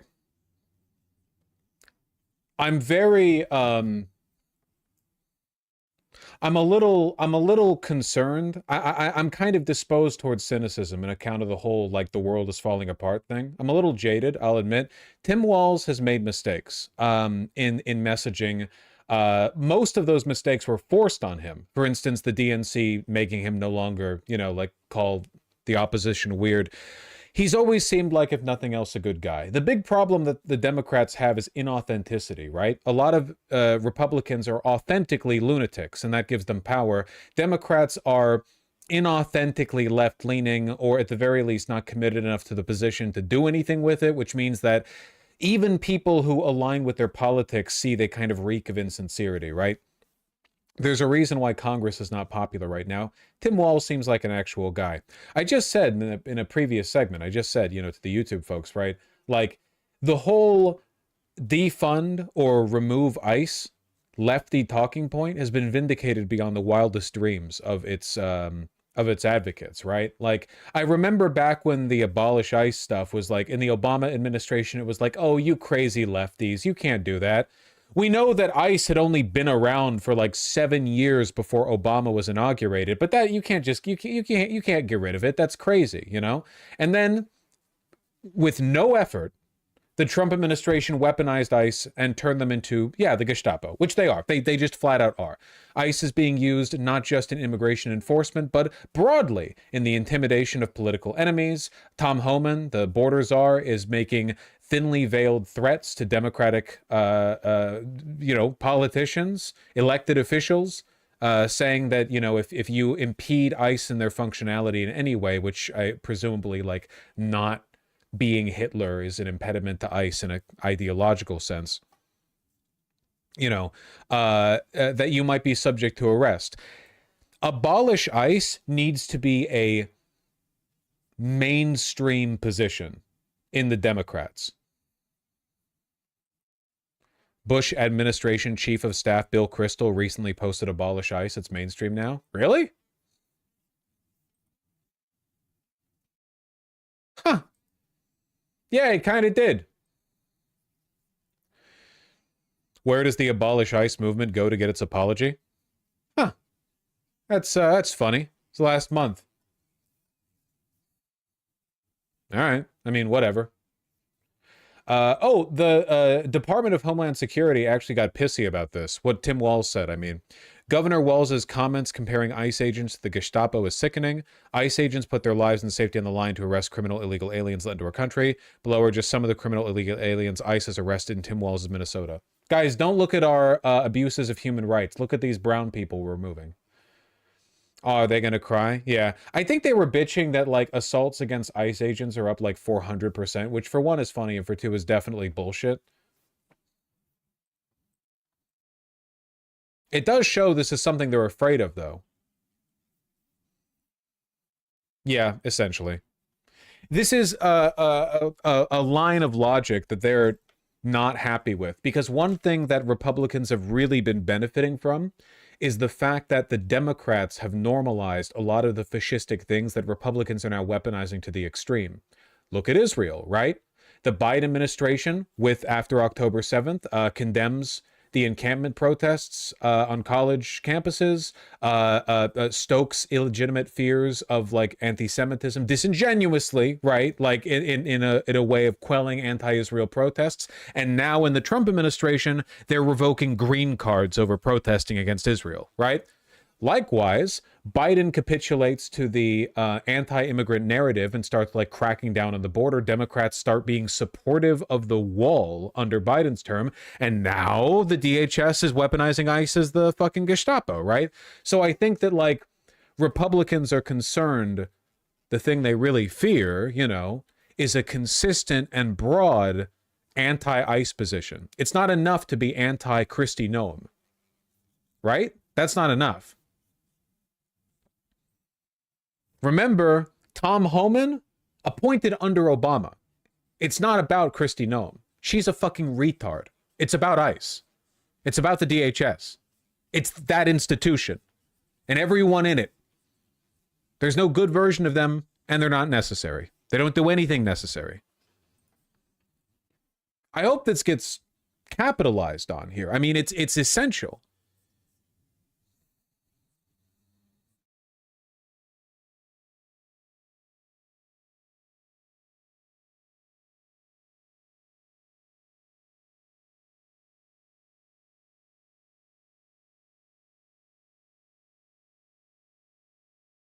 I don't know.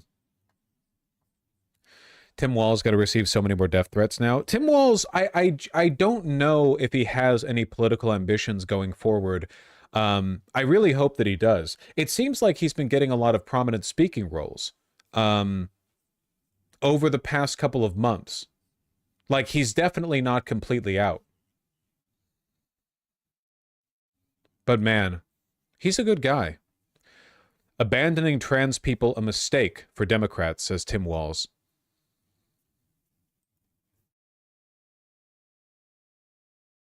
Spoke to The Independent about this issue.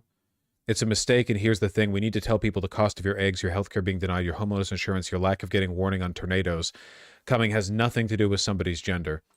I mean, if it's between this and Gavin Newsom telling Charlie Kirk, like, yeah, maybe Republicans are right, trans people are degenerates or whatever, I'll take Tim Walz's side, I think. I think that's probably the better of the two options.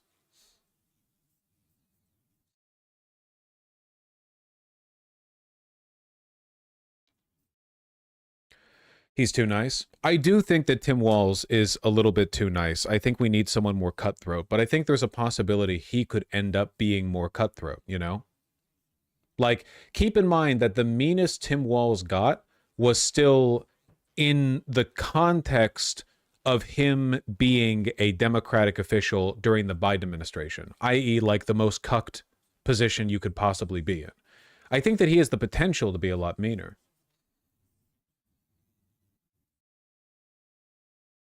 Yeah.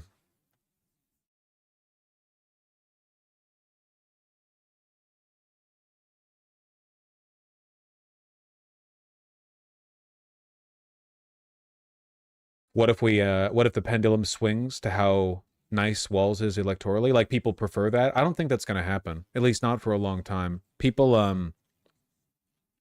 like meanness. People always have.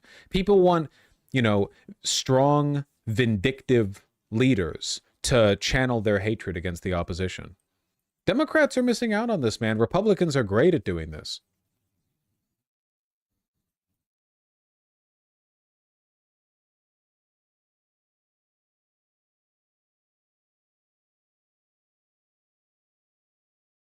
I don't know. I like him, man. I do like Tim Walz.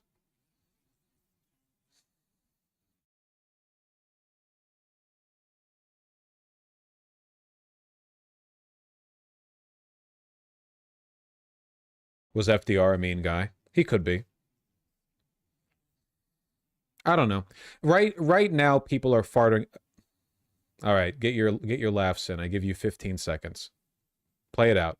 People are fighting over the future of the Democratic Party. The party doesn't really have any leadership, right?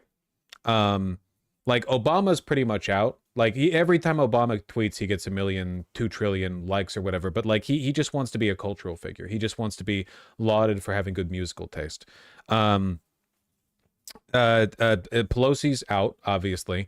Hakeem Jeffries and Schumer have no real social power.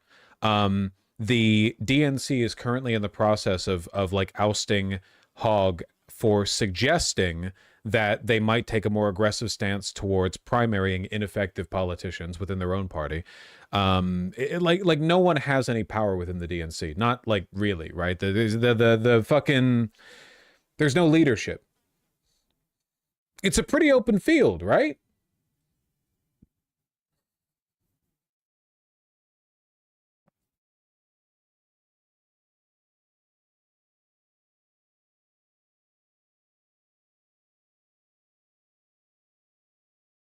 Yeah, I don't know. Klarna losses doubled. Fuck, I meant to talk about that too. Ah, why is there so much? I've covered... How many segments have we done today? Da-da-da-da-da. It's like 7. Oh, that's what I get for talking about the red light district in Amsterdam at the start of stream. Oh, I have to leave a little early today. I'm sorry. Hardest job? Yeah.